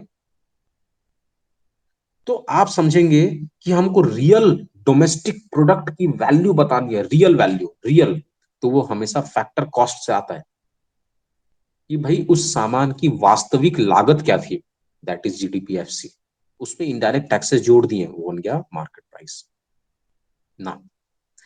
हमारे देश में हजारों सामान है जिसमें सब्सिडी नहीं है और बहुत सारे सामान है जिसमें सब्सिडी है। तो वैसे केस में जीडीपी एमपी में इनडायरेक्ट टैक्स घटा देंगे तो जीडीपी एफसी मिल जाएगा। लेकिन यहां पर नेट वर्ड का यूज क्यों किया है? नेट वर्ड का यूज क्यों किया है? कि अगर सरकार इनडायरेक्ट टैक्स लेती है और बदले में कुछ सब्सिडी देती है, अब पूरे देश से सरकार ने कलेक्ट किया। अब देखिए, जीडीपी जीडीपी समझिएगा, अब ये जीडीपी एमपी तो पूरे देश की बताएंगे ना। गवर्नमेंट ने बताया कि हमारी जीडीपी एमपी जो है वो है $3 ट्रिलियन। बहुत ही बढ़िया। आपने टैक्सेस कितने कलेक्ट किए? इनडायरेक्ट टैक्सेस, इनडायरेक्ट टैक्सेस मैंने कलेक्ट किए $1 बिलियन। ओके ठीक है। सब्सिडी कितना दिया? सब्सिडी हमने दिया $2 बिलियन का। अच्छा, सरकार ने ज्यादा मदद किया। डेवलपिंग और अंडर डेवलप्ड कंट्री में ऐसा होता है। तब तो ठीक है, सरकार ने ज्यादा मदद किया। तो अब यहाँ पर आपका नेट इनडायरेक्ट टैक्स क्या होगा? माइनस, है ना। यहाँ पे हो गया इनडायरेक्ट टैक्सेस $1 बिलियन, सब्सिडी हो गया $2 बिलियन। तो 1 - 2 की वैल्यू क्या हो गई? -1। तो हमारे $3 ट्रिलियन में से -1 कर देंगे, तब हमारी एक्चुअल जीडीपी आएगी कि एक्चुअल प्रोडक्ट की वैल्यू कितनी। तो दोनों ही सूरत में जब टैक्सेस ज्यादा लग रहा है तो भी एक गलत रिजल्ट आ रहा है, ऐसा रिजल्ट जो वास्तविक हमारी जीडीपी को नहीं बता रहा है। और अगर सब्सिडी सरकार ज्यादा दे रही है, तब भी जीडीपी एमपी से वास्तविक रिजल्ट नहीं समझ में आ रहा है ना। एग्जाम्पल समझ में आया आपको? जो मैं कह रहा हूं कि अगर इनडायरेक्ट टैक्सेस लगा रहे हैं ज्यादा, तो जो जीडीपी एमपी है वो तो जीडीपी एफसी से बड़ी रहेगी। और अगर सब्सिडी ज्यादा दे रहे हैं तो जीडीपी एफसी बड़ी रहेगी और जीडीपी एमपी छोटी रहेगी। तो दोनों ही सूरत में जो रियल इमेज अपने को इकोनॉमी की मिलती है, वो फैक्टर कॉस्ट से मिलती है, मार्केट प्राइस से नहीं मिलती। ठीक है। तो बाकी एक्सप्लेनेशन सेम है, बस यहाँ पर फैक्टर कॉस्ट का एक्सप्लेनेशन ऐड हो जाएगा। सारे के केस में फैक्टर कॉस्ट है। अब यहाँ पर एक लास्ट चीज मैं आपके सामने बस रख देता हूं। तो हमारे पास मोटे मोटे तौर पर जो निकल कर आया, वो क्या क्या निकल कर आया? पहला आया डेप्रिसिएशन, दूसरा एनएफआईए और तीसरा नेट इनडायरेक्ट टैक्स। ये तीनों कैटलिस्ट है। ये क्या है? These are the catalyst, these are the catalyst. Now now आप मेरे को बताइएगा कि मान लीजिए जीडीपी एमपी की वैल्यू दी हुई है 1000। ठीक है। और बाकी इन तीनों की वैल्यू दी हुई है, डिप्रिसिएशन की वैल्यू दी हुई है 100, NFIA की वैल्यू दी हुई है, NFIA की वैल्यू दी हुई है मान लीजिए -150, और नेट इनडायरेक्ट टैक्सेस की वैल्यू दी हुई है 50, ये दी हुई है। तो बताइए क्या हम बाकी की चीजें निकाल सकते हैं? बताइए।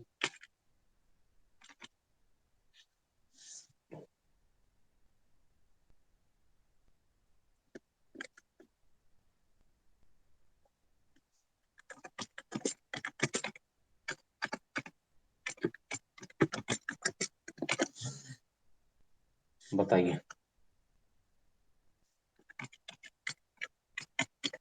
क्या हम बाकी की चीजें निकाल सकते हैं?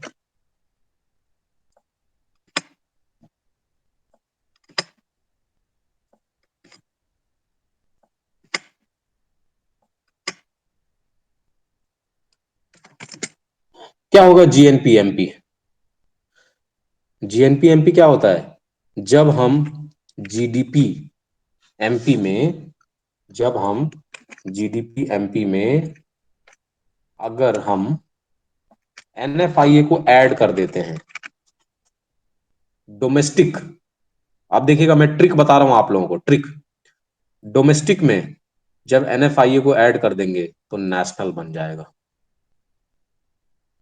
जब यहां देखेंगे इन दोनों में क्या डिफरेंस है, इन दोनों में क्या डिफरेंस है, इधर नेशनल है इधर डोमेस्टिक है, तो डोमेस्टिक में NFIA को ऐड कर देंगे तो क्या बन जाएगा, GNP बन जाएगा। इसकी वैल्यू क्या हो जाएगी, 1000 प्लस NFIA कितना है -150, कितनी वैल्यू आ जाएगी, 850। ठीक है।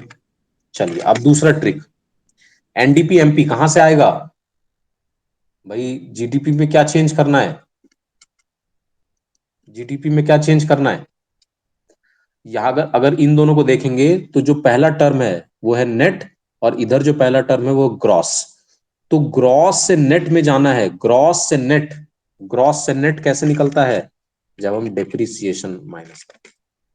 आपको अब ये बातें याद रखनी है, डोमेस्टिक को नेशनल में कन्वर्ट करना है तो NFIA को ऐड कर देंगे, उल्टा अगर देखिए नेशनल को इसमें कन्वर्ट करना होगा तो इधर माइनस कर देंगे। उसी तरह से नेशनल को, सॉरी, ग्रॉस को नेशनल बनाना है तो डेप्रिसिएशन माइनस कर देंगे, और अगर नेट, सॉरी मैंने नेशनल बोल दिया, माफ कीजिएगा, ग्रॉस को अगर नेट बनाना है, ग्रॉस को अगर नेट बनाना है तो डेप्रिसिएशन माइनस कर देंगे, और नेट को अगर क्रॉस बनाना है तो डेप्रिसिएशन प्लस कर देंगे। तो यहाँ ये 1000 है माइनस डेप्रिसिएशन कितना 100 का, तो वैल्यू कितनी आ गई 100।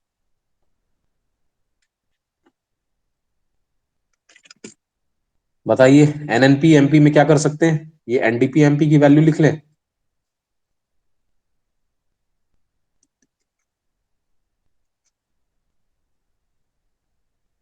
है ना। अब इन दोनों में देखिए क्या चेंज करना है, ये national domestic, national domestic, national domestic, अच्छा अच्छा अच्छा, नेशनल को डोमेस्टिक करना है, इसका मतलब NFIA का एडजस्टमेंट है, NFIA को प्लस कर दो, क्या बन जाएगा 900 प्लस NFIA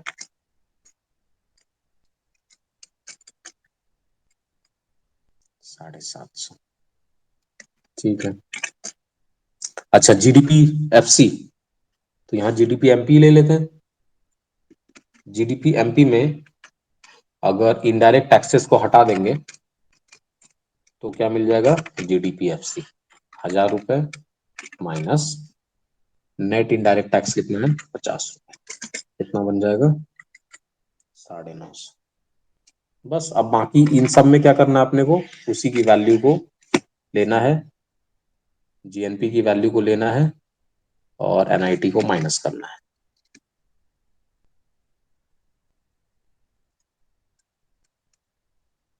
इसके केस में क्या करना है, NDP MP की वैल्यू को लेना है, NIT को माइनस करना है।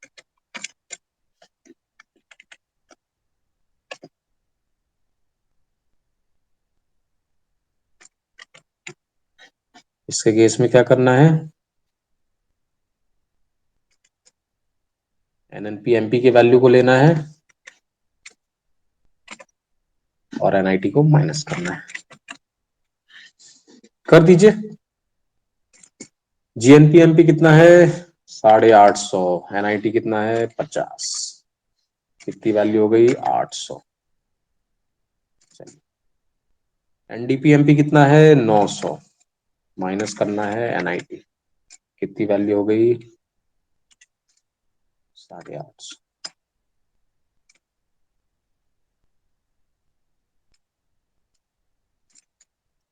एनएनपी एमपी कितना है 750, इसमें से क्या माइनस करना है, क्या मिल जाएगा। तो ये देखिए, अगर हमारे पास कोई एक, किसी भी एक की जानकारी रहे और बाकी ये तीनों कैटलिस्ट की वैल्यू दी रहे, तो हम कोई भी वैल्यू निकाल सकते हैं, कोई भी वैल्यू निकाल सकते हैं। ठीक है, बस अपने को ट्रिक क्या याद रखना है, मैं ट्रिक अब लिख देता हूं आपके लिए। ठीक है, ट्रिक लिख देता हूं। ग्रॉस में आपको माइनस करना है डेप्रिसिएशन, उससे आपको मिल जाएगा नेट, और और नेट अगर दिया रहे तो आपको प्लस करना है डेप्रिसिएशन, ग्रॉस मिल जाएगा। Number one. Number two, domestic दिया है, डोमेस्टिक में अगर आप प्लस करेंगे एनएफआईए तो आपको नेशनल मिल जाएगा। और ये ट्रिक है ना, और नेशनल में आप माइनस कर देंगे एनएफआईए तो आपको डोमेस्टिक मिल जाएगा। तीसरा ट्रिक क्या है, मार्केट प्राइस। मार्केट प्राइस में से एनआईटी को माइनस कर देंगे तो आपको फैक्ट्री कॉस्ट मिल जाएगा, और आप फैक्टर कॉस्ट में अगर प्लस कर देंगे एनआईटी को तो आपको मार्केट प्राइस मिल जाएगा। ये आपको याद रखना है।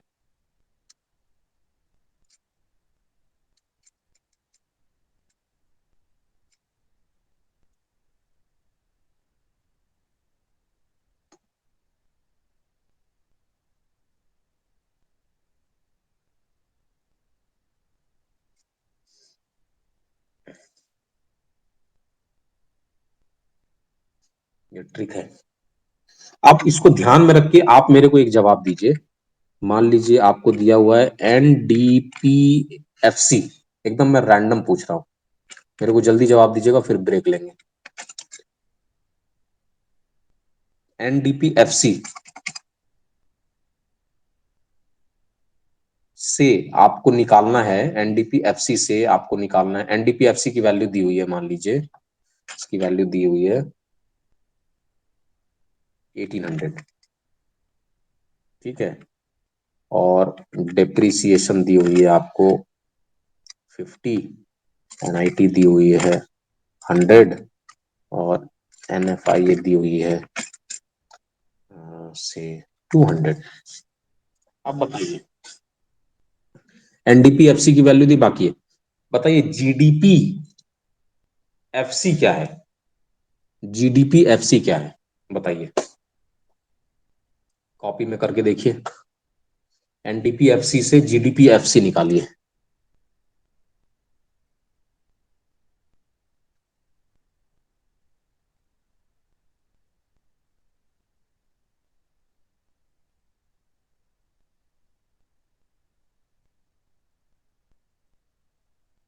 बताइए क्लास, एनडीपीएफसी से जीडीपीएफसी क्या होगा। आपको देखना चाहिए कि किसको कितना, 1850।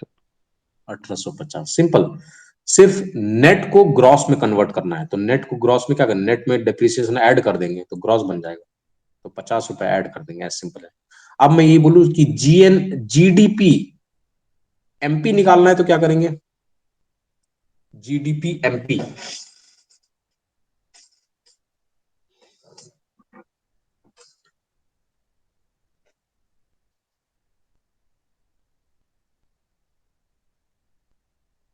क्या होगी जीडीपी एमपी? 1850 तो जीडीपी एफसी। हाँ 1950। 1950। 1850 तो हमारा जीडीपी एफसी था। अब एफसी में एनआईटी को ऐड करना पड़ता है, तो 100 रुपए और ऐड कर देंगे, 1850 से 1950 बन जाएगा। ठीक है। एनएनपी एमपी क्या है इसका? NNP MP, NNP MP, domestic को नेशनल में कन्वर्ट करना है, डोमेस्टिक में एनएफआईए को ऐड करना पड़ेगा, नेशनल बन जाएगा। 1800 में 200 ऐड कर दीजिए, बन गया एनएनपी एफसी। मैंने एमपी पूछा है तो किसको ऐड कर देंगे, और एनआईटी को भी ऐड कर देंगे, 300 रुपए ऐड हो जाएगा, 2100। यस क्लास, कर सकते हैं इसको? Yes sir. You need to convert all 7 aggregates of national income with the help of NDPFC। आप कर सकते हैं ऐसा। कोई कोई एक दिया रहा है इनमें से, मैं क्या कह रहा हूं, इनमें से कोई भी एक दिया रहा है। अब बाकी ये जो हमारी 3 हमारे कैटलिस्ट है, कौन कौन से 3 कैटलिस्ट हैं? कहाँ गए? Depreciation, NFIA and NIT। NIT, है ना, गुड। तो ये हमारे जो 3 कैटलिस्ट हैं, ये अगर इनमें से किसी की वैल्यू दी रहे तो फिर हम निकाल सकते हैं, कैलकुलेट कर सकते हैं बाकी के साथ। ठीक है, चलिए अभी के लिए इतना ही करते हैं और ब्रेक लेते हैं, और ब्रेक के बाद इसको मैं शेयर कर दूंगा वीडियो को, जिससे कि आप इसको रिवीजन कर सकेंगे। 10 मिनट का ब्रेक लेते हैं। Thank you.